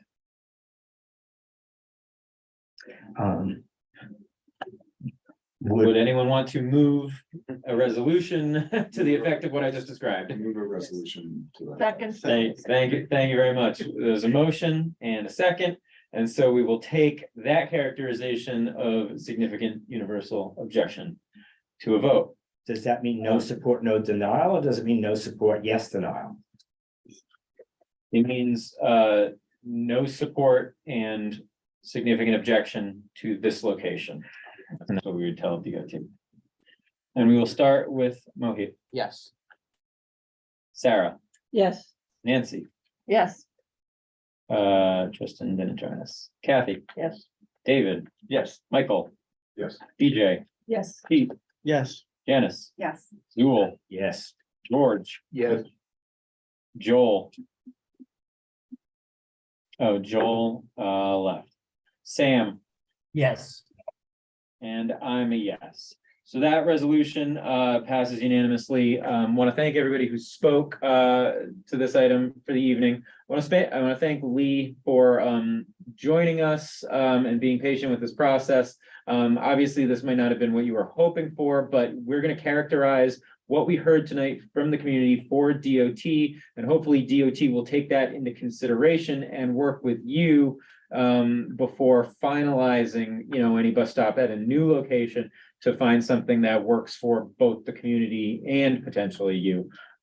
So we want to thank you for answering our questions and for your participation this evening.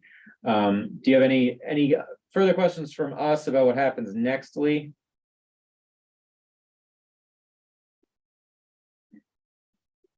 No, I just thought take this chance to thank all the members of the board members that show up today. That I know like how everybody want thank you for coming out. Thank you. Okay, thank you. Thanks to everyone who spoke to that first issue on the agenda. With that, we will move on to our second issue on the agenda from someone who has been very patient for the first hour and a half of this meeting. Andrew, you are here from Broadway Linear Park, yes? Yes, thank you. Great. Well, thank you so much for being patient. We're excited to hear from you tonight. I think before I hand things over to you, I sort of just want to characterize here that our next item on the agenda is a presentation from the Broadway Linear Park group about their proposal, and they're looking for feedback. This is a volunteer project that's being worked on by members of some collaborating organizations like Transportation Alternatives and the AIA. Andrew's going to give us a presentation and I believe ask us for some feedback. I do just want to clarify that this presentation at this point is coming from a community group. We have a currently standing position of support that we adopted in 2021 for DOT's current plan for the Broadway corridor, what they call their Broadway vision. Obviously, at some point, if we were to see a plan that at some point in the future has been worked out with DOT or kind of looked like a better plan or a superseding plan to what we've expressed support for in the past, DOT's current plan, we would certainly look at it and maybe adopt a new position. In terms of kind of formally reassessing our standing position, we would probably wait for a plan, even one from a community group, to go to DOT and be worked out as feasible. At this point, I think we're just kind of hearing something that's in the works from a community group, and we're happy to provide any feedback that Andrew and the group might be looking for tonight. So I sort of just wanted to characterize what I think is going to happen tonight and what our currently standing position is. And with that, I'll hand things over to Andrew for a brief presentation. Thank you. Let me share my screen. Great. All right. The screen, everyone can see my screen now still? Yes, we All can. right. Okay, thank you, everyone. I really appreciate the invitation to speak at tonight's CB5 event. I'm going to try to keep it short because it's already been a fairly long meeting already. But by short, I mean keep it under 15 minutes. Hopefully that is acceptable. We're here to talk about transforming Manhattan's most underused resource, which, spoiler alert, is Broadway. Just before we get into why we are trying to do this, I just like, what is it? Just so we can orient ourselves. we have the vision of a green, a varied, an interesting car-free space for the community from Union Square to Columbus Circle. And oh, by the way, I'm also joined by my partner Damu Radeshwar, who's a former CD4 board member. Just want to, and my name is Andrew Hyatt. Just want to start that out. Okay, thanks. Let's set the stage here. As you may have read in the past few weeks, the efforts to convert parts of Midtown Manhattan to housing are growing. This is likely something that we see in the future. So we expect to see more residential, more residences in Midtown, especially Midtown South, or Midtown below, where Broadway is from Columbus Circle to Union Square, is likely to see more action. And right now, Manhattan has a heat island problem as well. The specific area of Midtown where we're talking about has this heat island problem. If you actually look, it's quite interesting. The area around not only is Central Park quite a bit better than almost anywhere else, but it's cooling off the entire neighborhood. And if you look down below, you'll see a lot of kind of pale orange splotches that kind of line up with where Broadway is. And this is kind of the area we think could use more greenery, more space for the public, and to kind of change the nature of this space. So the current problems are basically, there is a lack of public space for these new upcoming residents. And we anticipate that more upcoming demand. There's not there is public space like Greeley Square, but like Greeley Square is not really a park, right? Times Square is definitely not a park, and probably not also sufficient to meet the needs of a community. There's a lack of general greenery on Broadway. It's the current layout is kind of confusing for bikes and vehicles, and it's actually, even the new DOT things are fairly confusing for bicycles. It has been unsafe for bikes and pedestrians. You may remember a horrific accident about a year ago. And generally, it's not being well used at the moment. I think this is the core problem. If you look at the levels of vehicular traffic, vehicles cannot flow through Broadway. There's several points at which it's pedestrianized, which is great. Times Square, Herald Square, and north of Madison Square Park. And because of these, there's not a lot of reasons for vehicles to travel down Broadway. So we actually went out and we did a traffic count for one block between 4 to 5 p.m. around 30th Street. And we found 3,485 pedestrians. That's a lot, pretty nice. 212 bikes and cars. I just ask yourself, how many cars do you expect here? It's more than the number of bikes, perhaps? Well, it's actually just 39 cars is what we counted. And it kind of makes sense, right? There is no reason for cars to drive here. So not many cars actually take advantage of this. This is 1% of all the traffic. But the whole design revolves around cars. And by that, I mean, it's not as if it's a car-centric design, but cars are a requirement. Okay, so this really limits what DOT can do with Broadway.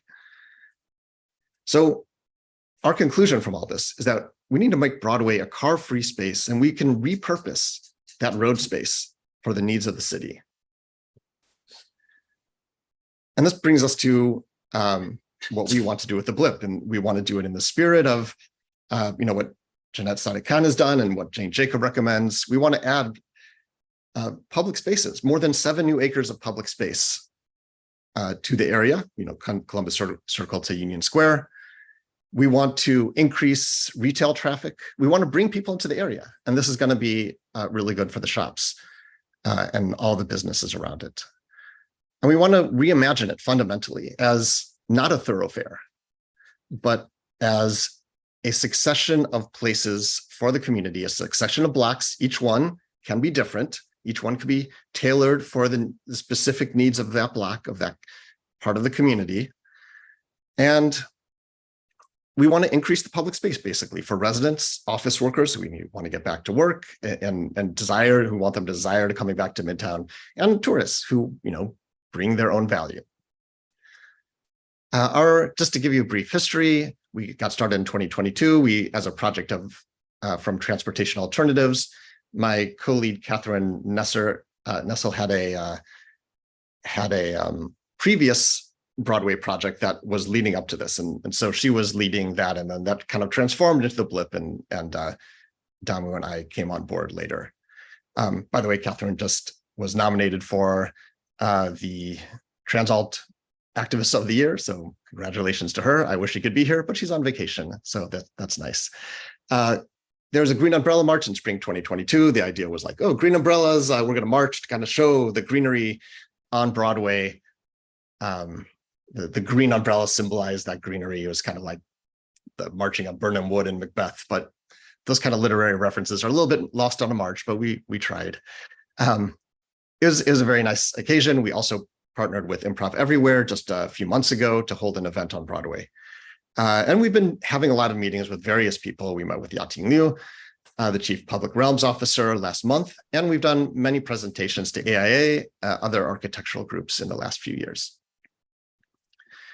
And before this, there was another proposal called the Green Line by Jonathan Cohn, who we talked to, and he had this, it was a very different proposal, except it was also Broadway.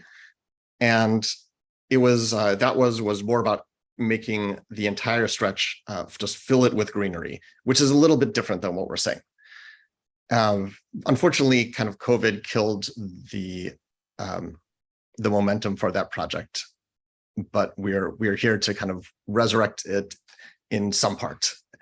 When Jonathan had this great quote that he said is that Broadway is a bonus street. Vehicles already can get around Manhattan without it. You don't need you don't need the street to kind of traverse Manhattan, but bicyclists and pedestrians need more space, and this is a space they can use. The DOT has been doing work in this area for more than 10 years now. Like they pedestrianized Times Square and Garment District and Madison, parts of Madison Square. That's all been really nice. And now they're moving on to Broadway, what they call Broadway Vision. This is Broadway between 25th, that should be say 25th to 33rd, and specifically 25th to 27th Street are remain plazas, and they've been made permanent. And there's now a shared street up to 33rd. And there are upcoming capital projects to do more work in the area to presumably, like raise the plazas to street level and things like that. And the news that's just off the presses is this is extending from 17th Street to 23rd Street. So and right now, DOT is is asking for feedback. And I feel like we do want to give feedback on this. The work DOT has done is a definite improvement. So they're not doing a bad job.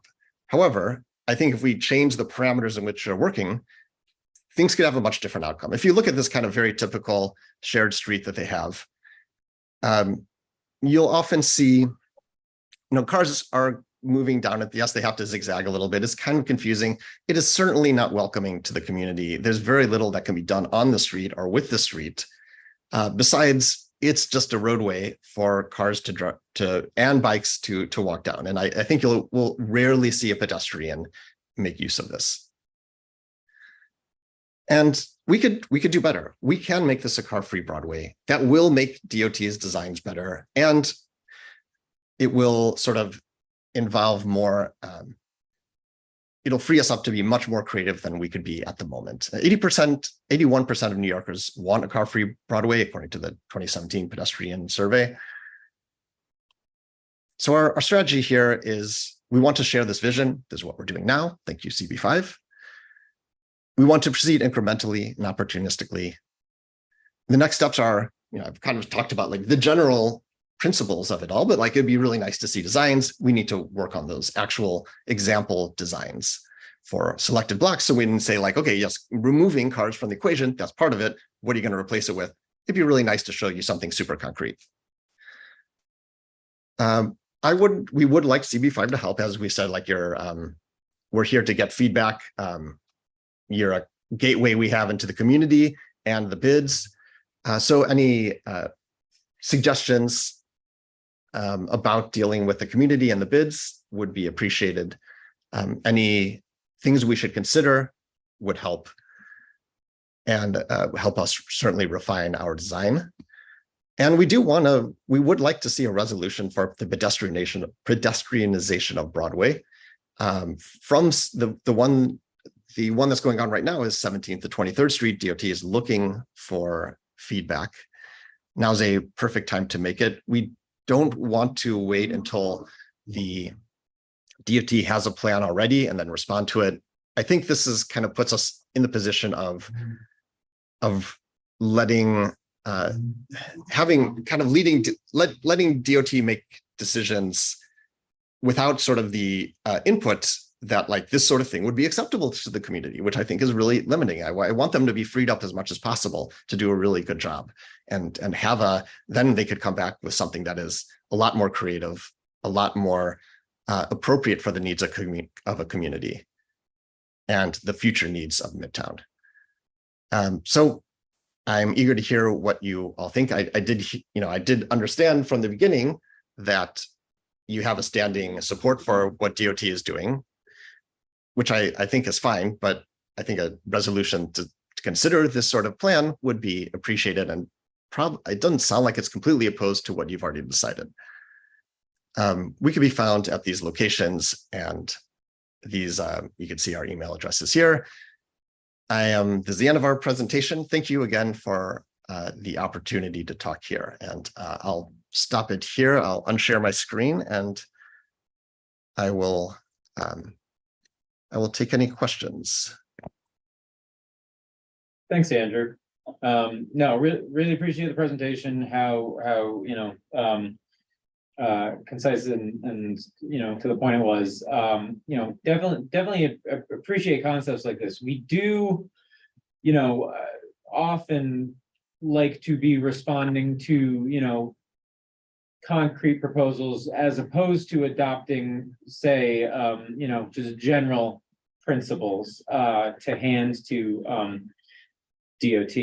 One example in the past, and I suppose one of my questions to you was how closely you've been inspired / are modeling your effort on some other efforts in the city, like the Fifth Avenue Association's proposals for that stretch. Obviously not exactly the same thing. They're not necessarily proposing fully pedestrianizing that stretch, but in their process could be interesting to what you're doing as well, in that they're commissioning designs and bringing them directly to DOT, not necessarily to get DOT to immediately adopt it, but to get feasibility buy-in from DOT before going through a design process. So that I suppose is one of my questions in terms of what does your process look like? You obviously mentioned working with the bids, and I think we would certainly be the board office would certainly be happy to help facilitate and connect you with the bids, because that is what I would suggest is one of the next steps as well. Finding opportunities to work with the bids, finding opportunities to get DOT's take on the feasibility of certain things, and putting together some preliminary designs. I think we would be particularly excited to look at some designs for specific blocks to understand in a little bit more concretely what this would look like, how it would differ from block to block, and how it would affect the neighborhood. I think the only final thing I would suggest that would also be interesting to look at in a proposal like this is any kind of study as to what the effects on traffic in the neighborhood would end up being. Certainly, if the argument is that not very much through traffic is using Broadway at this point already, one way to, I think, insulate, the plan against criticism that it would cause some kind of new traffic Armageddon, would be to figure out a way to conduct some kind of study around what would closing Broadway entirely to traffic do in terms of, throughways for certain traffic that's, going across town or needs to be able to turn around right now. And what would the effect be on the side streets? That would be, something that in a future iteration of the proposal that I would be particularly interested to see. So, I don't know if I have a question here, but that's my personal initial feedback.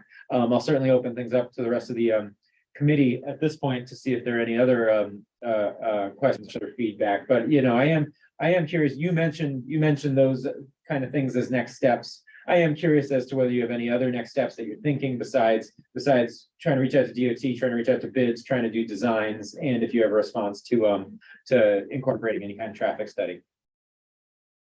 Yeah, I think with the next step is design, and then we take it to a bunch of places. Hopefully it sounds like CB5, like returning here with specific designs would be a good idea. And hopefully we could have a follow-up relatively soon. But just also to answer one of your questions you had at the beginning of that, which is like, what are design inspirations? I think in Queens, the 34th, is it 34th Avenue or 34th Street? I can never remember. In Queens, in Jackson Heights, is an extremely good example. If you go walk down that street, it's closed off to cars, not completely, but mostly, and it's an extremely neighborly street. Like you go there and there's lots of activities. Neighbors are saying hi to each other. You get stopped and talked to. It's kind of an interesting New York experience for sure. Great, thank you. Any questions or feedback from members of the committee? Yeah. You remember a few years ago, they were talking about pedestrianizing 34th Street? And that was killed by the bid. And that was a DOT proposal, and the big thing was, how is any store gonna get any deliveries if it's entirely pedestrianized? So that would be my question. Working with the bids, there are a lot of shops and hotels and stuff on Broadway, and our only entrance is on Broadway. So how are you gonna deal with the deliveries? If it's closed entirely forever, it's a little bit difficult to operate. So how are you gonna come up with a plan that's workable for the local, establishments? Okay, thanks. Andrew, I don't know if you want to respond to that now, or you're just kind of taking down feedback at this point as some of these questions come up. I'll just briefly respond. It's certainly a problem we know about. Sort of the built environment there does make some assumptions about traffic. There's a few solutions, such as perhaps deliveries. You could ignore the built environment. You could use side streets. That's not convenient sometimes. You could perhaps allow car traffic only at certain times of the day, like deliveries could come in the early morning, and then the street can be closed off again. It's there could be like retractable bollards. There's a few different solutions. It's a really good, interesting problem. So thank you for bringing it up. Any other, Yeah, just to add to what Kathy said, accessibility is always a concern. So hearing about how, if you are closing off the street, how, anyone who needs to use a vehicle or otherwise get around, how that will be addressed. And then the other thing is just adding to what you were saying, EJ, about, how to present these ideas in the future. I think what could be really helpful is understanding what the deltas are between what you're proposing versus what DOT is proposing. How it's different, how it's additive, just understanding how your plan could work together with DOT's plan and potentially make it better. Yeah, thank you for the feedback. Yeah, so thank you, Andrew, for your presentation. I love this. This is incredibly forward thinking. This is the kind of thinking that'll make this city great again. We can solve all these questions for retail traffic very easily. There's no doubt that this will increase the retail traffic on Broadway. To be able to go from Union Square to Columbus Circle in a green space, I'd like to see us dig up every single inch of asphalt, put in trees, put in community gardens, put in kiosks where people can play music, put in, much finer seating. I mean, the other thing that really people need to look at closely on this committee and on our board and in the city is this heat island problem is very significant. You see people dying from the heat all over the world now. If you just take a second look at the map that Andrew presented, look at the blue in Central Park and look at the bright fiery colors going down Broadway. This is a magnificent beginning. So I hope we'll hear more from you in the future. I think as EJ pointed out, we certainly want to see design. We certainly want to see you working with the bids, with the schools, with other institutions. There's a huge possibility here. One last thing. We're going to discuss congestion pricing very briefly in a little while in this committee. It's coming into town. We're going to have that south of 60th Street. Congestion pricing is just one way of dealing with congestion, reducing traffic, reducing pollution, and most importantly, reducing urban stress. This is a better way. This is one of many better ways. We want to create increased space in the public realm for activities other than sitting in a car, honking a horn, racing to the next traffic light, and endangering pedestrians. I love this. This is a great way to go. Thank you so much. All right, thanks, Mohit. Sorry, Bill. Yeah, George. I certainly will wholeheartedly support the plan that is shown here. I think, and it was good to comment about congestion pricing. I think what we're really talking about is looking at a comprehensive transportation plan for our nation's largest business district and how to provide access for necessary goods movement, when to do it, what streets. All of this needs to be thought about in a very positive way. And we're just beginning to touch into this. I know some of us have been involved with a plan for 42nd Street, make it a car-free street, river to river, and put a light rail line down the middle of it just to make it more attractive. So these pieces need to come in to a single comprehensive plan. And I don't think we're even beginning to get there yet, but this is a wonderful start. And certainly wish you well in your efforts. Sure. Any other feedback or questions from members of the committee?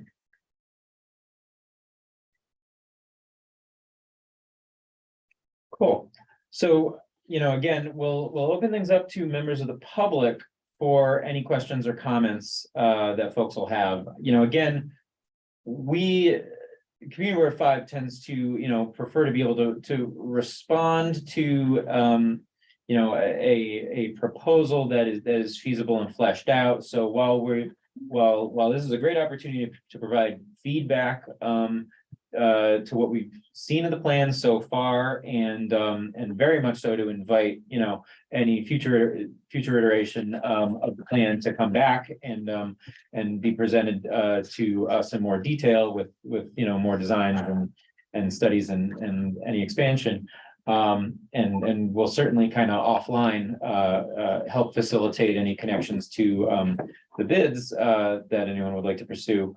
At this point, it's probably just about providing some high level feedback to Andrew and the proposal this evening. So with that, we'll open things up to any members of the public who would like to make a comment. I'll ask anyone who wants to please use the raise hand feature now. In the interest of efficiency, we're probably going to try to ask you to limit your comment to 1 minute so we can get through them all as efficiently as possible.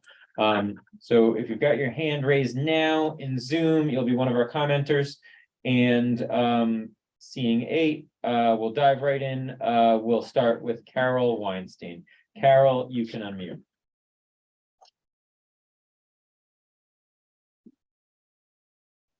Okay, can you hear me? Yes, we can. Oh, great. Anyway, this Andrew's plan sounds absolutely great. And I'd like to know if we included in this plan are plans for involving volunteers in maintaining this space once it's put together. Okay. Thank you for the question, Carol. Andrew, did you want to respond to that at all with any current thinking? I think it's too soon to be, it's a great question, too soon to think about it. They certainly put a lot of thought into this on like 34th Ave. So we want to follow their lead. All right, thanks, Andrew, and thanks, Carol, for the question. Next up is Damayanti. Damayanti, you can unmute. Hi, Andrew told you about me. This is Damu Radeshwar. I'm not a public person. I should have been earlier on this presentation. So if I may take a little longer than 1 minute, if I may be given that opportunity. So what we see is that Broadway as a public space, we need a safe public space. We need some place where we can have better economies. We need also environmental concerns that we just talked about, also cultural things, and also be equitable to the population in general, which also includes sometimes homeless people around. So as Andrew mentioned, that the things we are looking for is connectivity with the BIDS. Also, we'll be commenting to the DOT plan with our ideas that we talked about. And of course, EJ, thank you for giving some of the feedback we already did. We see Broadway as a place where not only New Yorkers will be using, but also visitors to New York. We understand the visitors to New York, they come to New York for two important things. One is shopping, and second thing is Broadway shows. So we thought the shopping and Broadway shows, they could all be combined in a way on the Broadway itself. So looking at the 5 squares that Broadway forms with the cross streets, with the crosstown traffic, two-way crosstown traffic. Of course, we know Union Square, we know Madison Square Park, which already has some support from the Conservancy. We know Herald Square, we know Times Square, and then of course, coming all the way to Columbus Circle. So the Union Square has certain information about climate and environment, and Union Square has been always a public space where people could speak freely. There's music and other kind of activities that happen on Union Square, in addition to the food markets, etc. So we think Union Square could be a food and climate and environmental studies. And Union Square Partnership, who I had spoken to a few years ago about something else I was interested in, they were interested in talking to us. The Madison Square Conservancy puts up a lot of art and culture around the square over there. So I think there are a lot of restaurants from Madison Square going up to Herald Square along the way. So I think that can become another destination. The third thing, of course, the Herald Square, because of the garment district around there, we feel that perhaps it can also showcase the garment district, all the activities there. This could also be a place where there could be boutique stores of designer clothing, which is where the people coming from out of town, from out of country, they could do some of their shopping. Right now, they go to some of the malls in New Jersey area, but why not keep this all in New York? Then, of course, Times Square, we all know about what happens in Times Square. Times Square has now a Museum of Broadway. The Museum of Broadway, if we connect with the Museum of Broadway, perhaps we can also create at Times Square a celebration for the theatrical performances, as well as for the actors and the producers of the theater, just like the Hollywood Boulevard. Why not honor the people who are in the theater business? Then continuing up further, Columbus Circle, then we have access to the to Central Park. We could start to make this into a green access from continuing from Broadway all the way terminating and then expanding into the Central Park. So these are some of the vision things that we have been looking at together. Catherine, you heard her name earlier. And we want to start with the BIDS because if you're making the car-free zone, then we have to talk to them about the access for the deliveries, etc. And as Andrew said earlier, the traffic, the vehicular motorized traffic is so minimum. If you don't have that, then we are free to make it into a more welcoming place for the bicycles and for the pedestrians and for the outdoor dining, and of course, access to the shopping along the way. So I Okay. think, not to take any more of your time, just one correction. Andrew mentioned that our support from AIA. While I am a member of AIA, I'm an architect and urban planner. We have not talked to AIA to give us a support at this point. So I don't want to say something that has not happened at this point. Okay, I Okay. appreciate the clarification and yeah, the added context. I mean, speaking for myself, yeah, that all sounds interesting, and I would be particularly interested to hear more detail about, you know, how designs in those areas would look, and in particular, how certain things would operate. And I think a next step of engaging the bids would be. Oh, and would be quickly, I'm really sorry, great. we So I also appreciate. I do want to make sure One to get to more second. members of the public. One second, EJ. Somebody mentioned about volunteering. All of us are volunteers. We appreciate any volunteer feedback, any stakeholders who live in the community or in the city. Any of their feedback is greatly appreciated. We can even create some presentations to other groups besides the community board. Okay. Thank you. Thank you. Thanks. Getting back to members of the public, next up will be Barack Friedman. Hey, thanks, CB5. Just try to make it quick. I'm a huge supporter of this plan, and Andrew, you know, you did a great job. The Garment District Plaza, pedestrian plaza on 40th Street, and in Nomad on 26th Street on Broadway are some of the best blocks in all of Manhattan. And there's a proposal to make it a park even better. So I'm sure we could solve the delivery problem with side streets, and it would be a huge win for the businesses. So thank you. Thank you. Next up, we'll hear from Charles. Charles, you can unmute. Hi, hello, hi.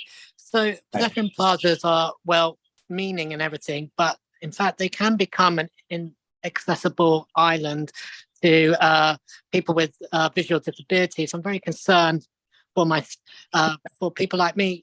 For example, if I want to enjoy the pedestrian plaza in Times Square or the Garment District, I have to actually arrange assistance from the safety officers of those bids, which I'm very grateful for, but it shouldn't have to be like that. I think it's very important that we try to include some sort of tactile navigation, maybe some sort of guidance strip along this pedestrian area, so that people who are blind and low vision not only can navigate safely the space, but can also enjoy the space. And I think it's important that you guys reach out to organizations for the blind, like the Lighthouse Guild for the Blind, or the blind housing on Marcellus Manor, or even the mayor's office for people with disabilities, and really engage with the disability community, who I feel sometimes get forgotten and excluded from the equation. So please do bear that in mind, and also access for the access-a-ride vehicles. Thank you very much. Thanks, Charles. Thanks for those comments. Next up is going to be Stephen Garham. Hey, yes, Stephen Graham. Sorry, I think I misspelled it on there. Okay. So I think you all are on the same page already, but I just wanted to add my voice to say I would love to see a Broadway linear park. The blocks that have been fixed on Broadway already are marvelous. I live on 22nd Street. Our family ends up gravitating over there all the time to shop and run errands and eat out and so forth, because without the cars, it's more pleasant. And, you know, a true linear park would just expand that effective area, or the area open to general enjoyment, you know, much more. And I've also noticed just how few cars are actually going down the street, and yet when there's a single one, and most drivers are actually fairly well behaved, but the 1 in 6, say, who is not, scares everyone else out of the street, makes the street bed off limits. I think done right, this could just be a dramatic, you know, mark, globally visible project, type of thing that makes Manhattan special. And in the remote work area, you know, we can't organize our city as we used to, heavily around commuters who may not even be there most of the week or on weekends. We need to attract and keep residents, and something like this, I think, could go a long way. Thanks. Thanks, Stephen. Next up is going to be Brian Hammerstein. Brian, you can unmute. Thank you. I own a car and a bicycle. I ride my bicycle down Broadway frequently. I never drive it with my car. Broadway is no longer needed as a thoroughfare for the automobile. The retail delivery problem has been solved because UPS is introducing electric delivery vehicles that fit in the bicycle lane. I'm sure FedEx will do so as well. And we already have many third-party delivery services that use electric bikes in the bicycle lanes. Thank you. Thank you, Brian. Next up is Paul Crickler. Paul, you can unmute. Thank you very much. I'm hugely in support of this idea. I think it's a wonderful idea. What comes to my mind is we see how much people love and go to the High Line, people who are local and tourists, and it's overwhelming sometimes. And I think, can you imagine the central spine of Manhattan being just hugely better than it is now? Just like the High Line attracts people, people will flock to this place. I think it'll be a wonderful idea. It's like the way the French have transformed the core of Paris. Across along the Seine, it used to be car parking, and now it's people sitting out having drinks by the river. It's much nicer. So hugely in support. Thank you very much. Thanks, Paul. And our final comment will come from Richard Shipman. Hello. I'm in support of the plan. In general, I'd like to see more comparatives for the retail improvements, just compared to other projects, how the retail will look as far as percentage gain and financial incentives for the businesses in the area. And then also just make sure you address people's concern around emergency response vehicles. That's all. All right. Thanks for those comments, Richard. So that concludes our public comment session for this item. Andrew, as we said, we tend to, as Community Board 5, keep our powder dry until there's a more fully fleshed out proposal that's feasible, detailed, and which the board can support fully in terms of execution, or otherwise help modify and make recommendations on. So, I think at this point, as I was saying earlier, what we'd love to do is to continue to help facilitate your connections and conversations with bids and hopefully DOT as well, and the community as you continue to work on the plan in an offline sort of capacity. And if you have future iterations of the proposal as you continue to flesh out designs and traffic studies and other things that were suggested tonight, we'd love for you to return to our committee at some point in the future. So hopefully this feedback has been helpful. Yes, thank you so much for everyone for commenting and for the board for hearing us out. I truly appreciate the feedback. Thank you, Andrew, and thanks for everyone who spoke on the item. Thanks for joining us. All right, and thanks for everyone for being patient. With that, we'll move on to our third item of our agenda this evening, which is a report by our subcommittee on coming polling recommendations that will affect our district. I'll turn things over to David Sigmund, who's been leading up our research group. I'll just reiterate that the Transportation and Mobility Review Board has, to the best of my understanding, met twice at this point, and it at some point will make polling recommendations to the MTA. Congestion pricing is state law, but the tolls have not been decided yet.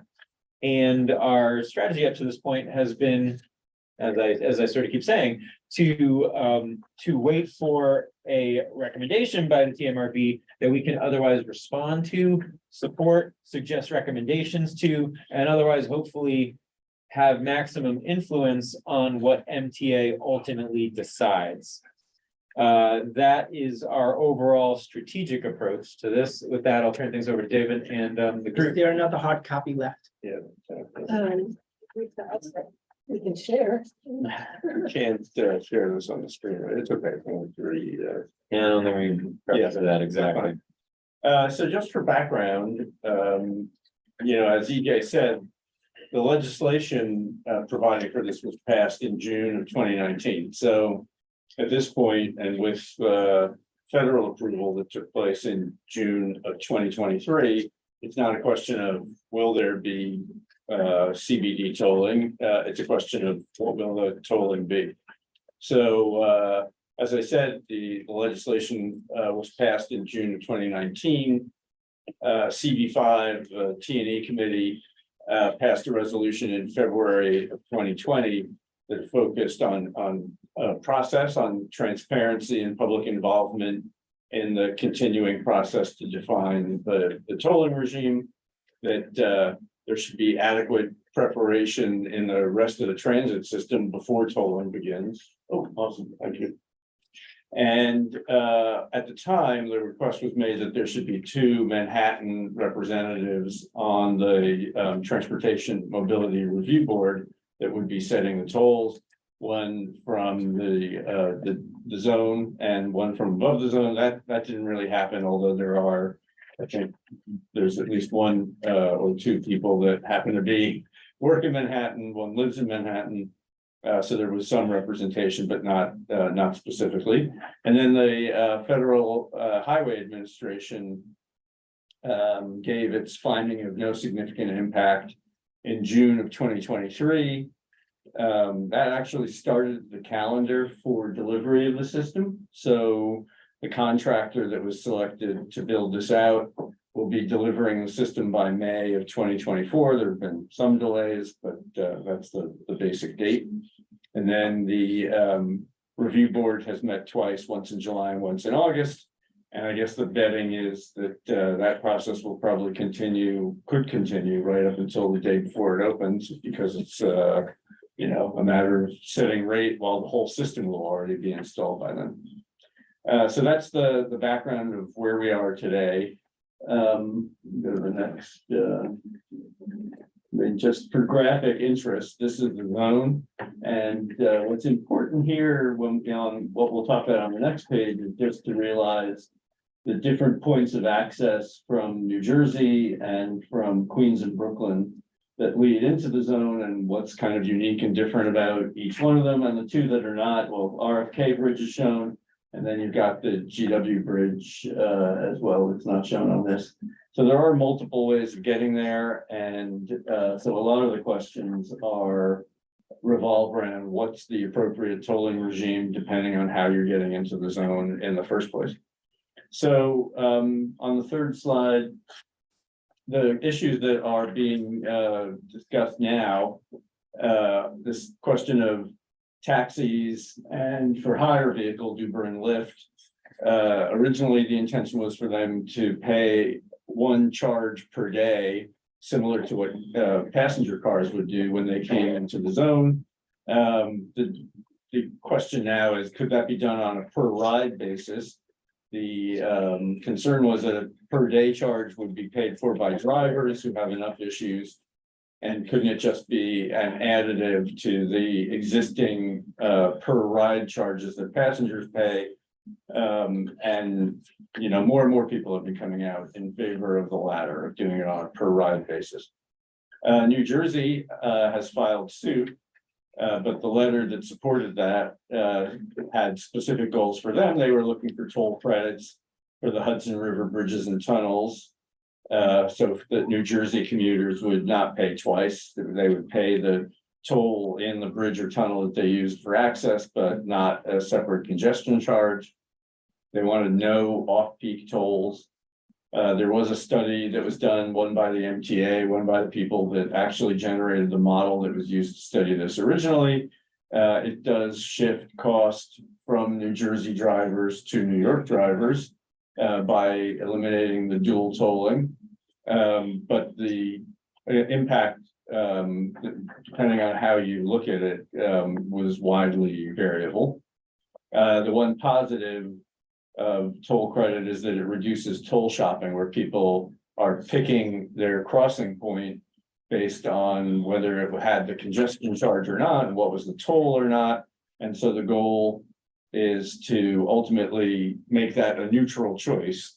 Whatever the fastest way in you take, rather than driving all over the city and impacting the outer boroughs and parts of northern New Jersey while you're trying to decide what the cheapest way is of getting into the city. This is one area where CV5 feels some impact because of the Lincoln Tunnel as an access point into our district. And so anything that could reduce traffic or increase traffic through the Lincoln Tunnel could more directly impact CV5. New Jersey was looking to exempt low-income New Jersey drivers. There's already an exemption in the legislation for low-income New York drivers.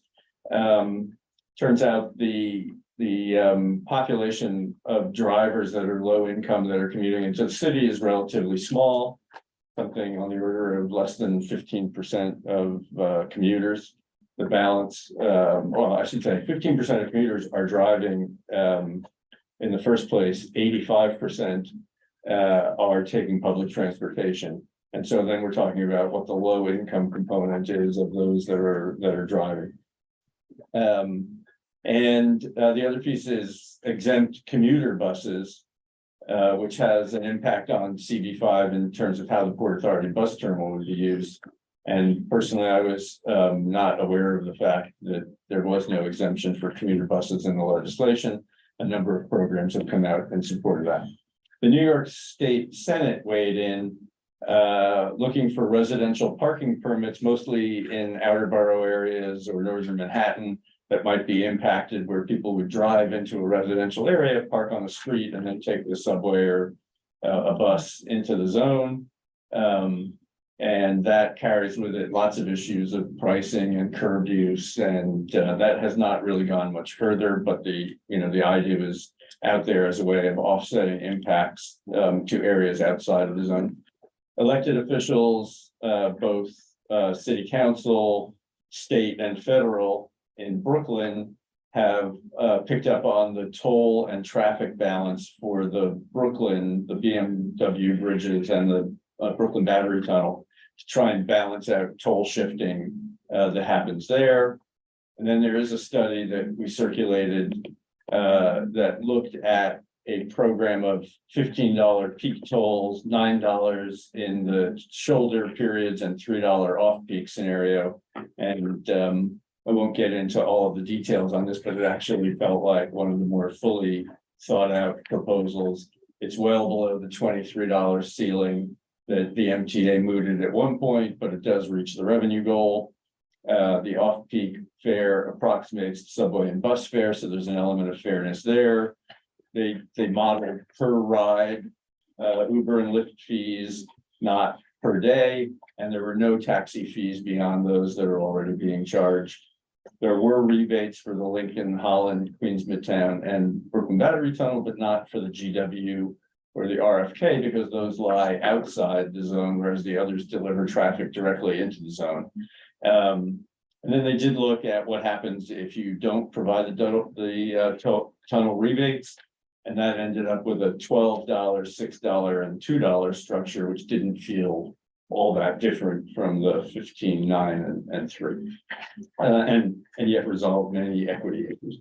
So that's where we sit now. I mean, there are a limited number of areas where CV5 is impacted. I mean, we're kind of the island nation in the middle of this. We're the biggest chunk, but we're in the middle of the zone. We don't actually deal with the immediate traffic impacts of the bridge and tunnel access points to the zone. But there are some areas like the Lincoln Tunnel or like the Port Authority bus terminal, or if there were residential parking permits that would impact us directly. And I think that's where we'll have to see, how the TMRB discussions go on as they continue meeting through the fall.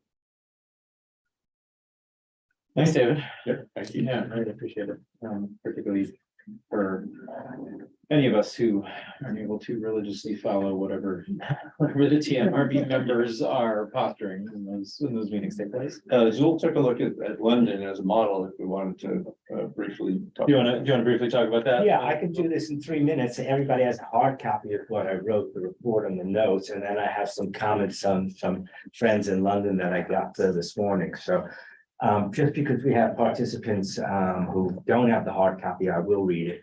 Report on London's congestion charge zone, CCZ, and notes on implementing congestion pricing in New York City. London instituted a congestion charge zone in 2003, an economics-based pricing system to reduce street congestion and air pollution. In 2000, 1.1 million people entered central London during peak morning hours. By 2011, this number was reduced by 10%. The decrease in private cars was 49%.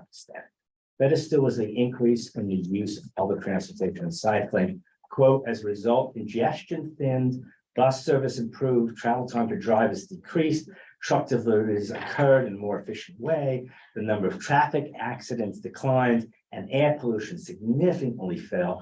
This is from What Makes a Great City by Alexander Garvin. And I recommend that if folks haven't read Stephen Schwartz's piece, which David referred to, that really is must reading for this committee and the entire board, I think. But this as well, What Makes a Great City by Alexander Garvin. Congestion pricing, as I said earlier, when we were talking about the Broadway linear project, is one of several ways to reduce traffic pollution and urban stress, and others to increase space in the public realm for activities other than driving. You've heard this, so I'll go on. Doing this involves opening free or low-cost parking for private vehicles at transportation hubs. Best of all would be a street smart car system that gives primacy to pedestrians, streetcars, and other public transportation and emergency vehicles over private vehicles, as in Zurich. The work that we do on congestion pricing, on the Broadway Linear Park, on the relocation of Madison Garden, and the development of a spectacular above-ground through-running 21st century Penn Station must be of one piece. It is past time to reimagine, reinvent, and remake this once and future greatest city in the world. The community work of CB5 is the heart of this effort. I believe that our collective vision and intelligence, capacity for hard work, tenacity in the political realm, I'm conscious of the time, and unrelenting love and compassion for our community, city, and region and planet is unstoppable. Look to Bilbao, which totally recreated itself, Paris, Zurich, and all we have done in the past, New York City rising. And just a couple of comments that I got this morning from friends in London about their congestion pricing zone. The concept is good, the execution is weak. The ability to make changes in your crowds reflect when you move from a high emissions vehicle to electric, a low emissions vehicle is very difficult to do. It doesn't work for people in lower income groups who are highly disadvantaged versus those who can afford it. Many people see this as aggressive tax. The balance is unfairly weighted towards private drivers when commercial vehicles don't pay that much more and are generally much more polluting.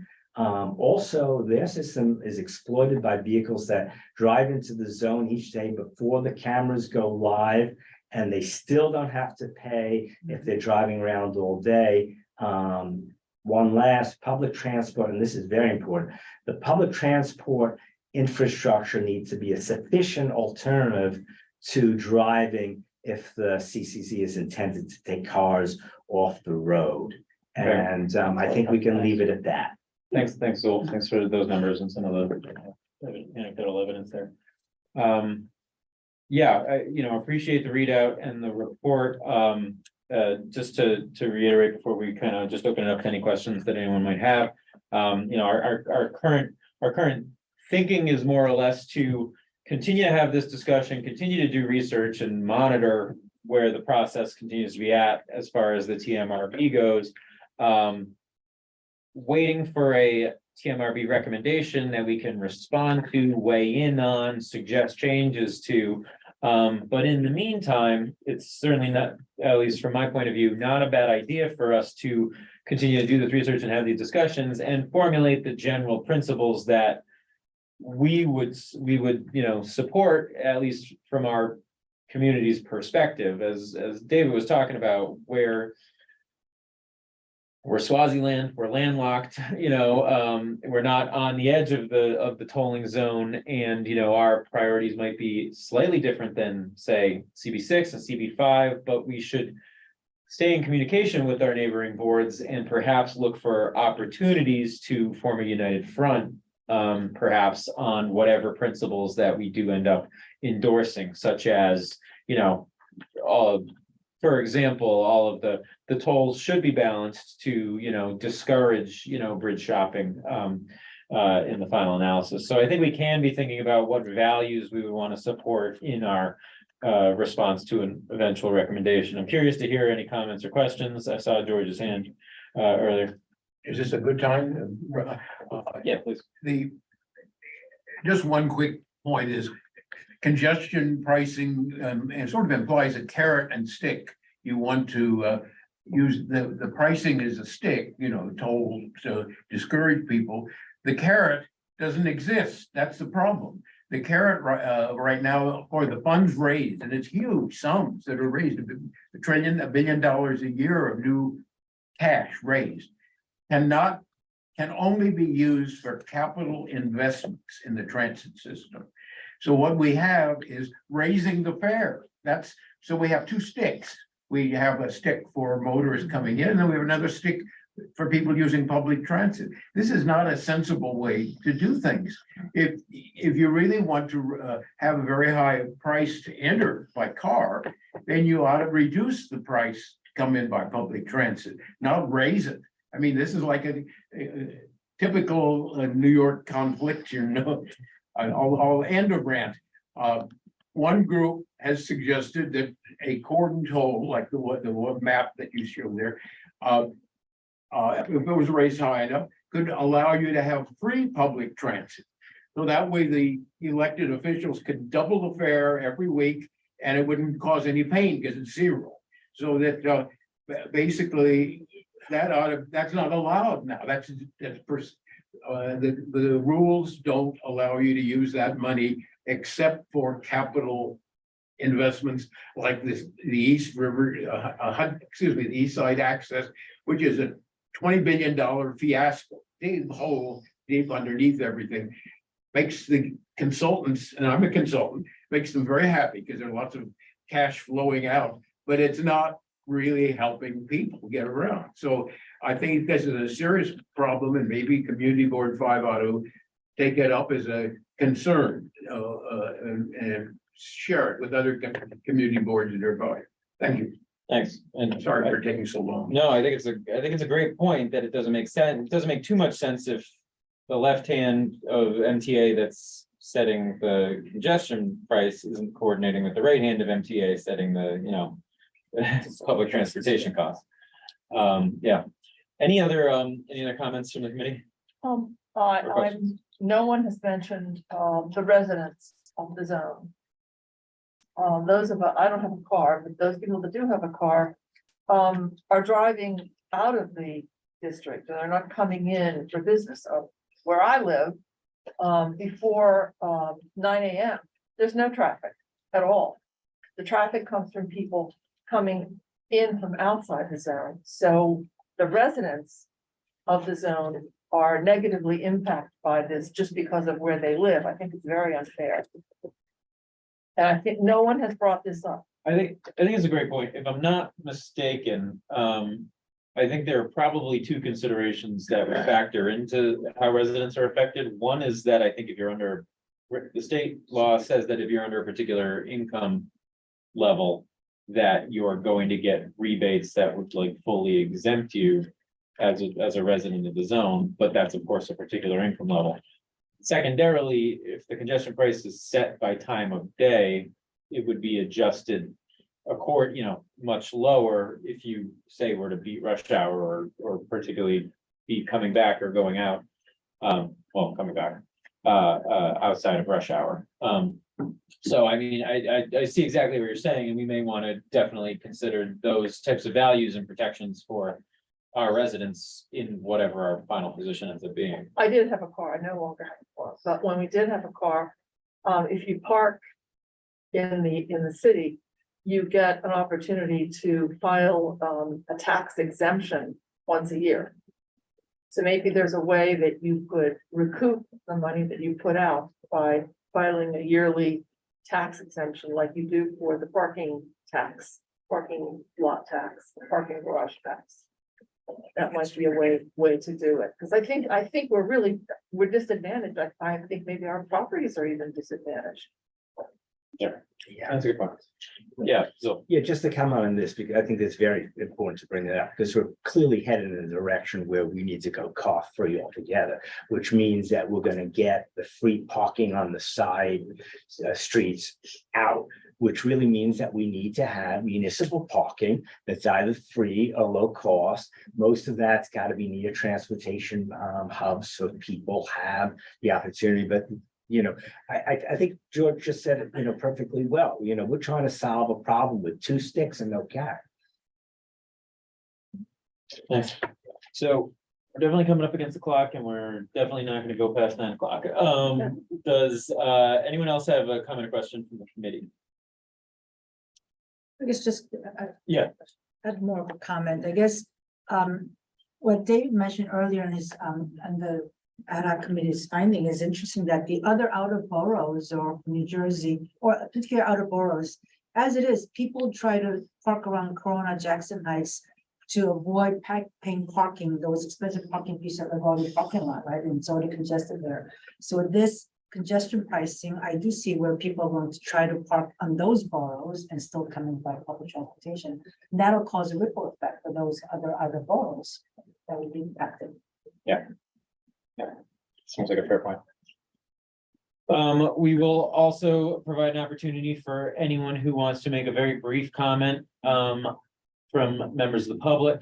If you do have a comment to make, please limit it to the tolling levels and exemptions and not general opinion on whether congestion pricing should exist, because that's not within our purview. So if you have a comment, please use the raise hand feature in Zoom now.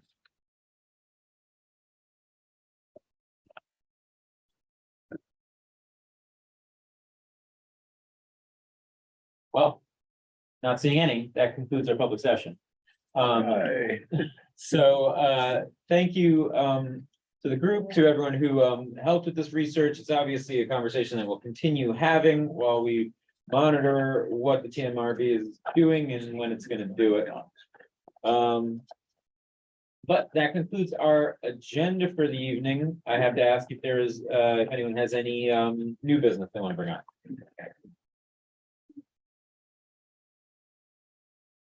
All right, not seeing any new business. That concludes our meeting for the evening. I want to thank everyone for being patient. I want to thank everyone who joined from the public, and we will hereby end this meeting.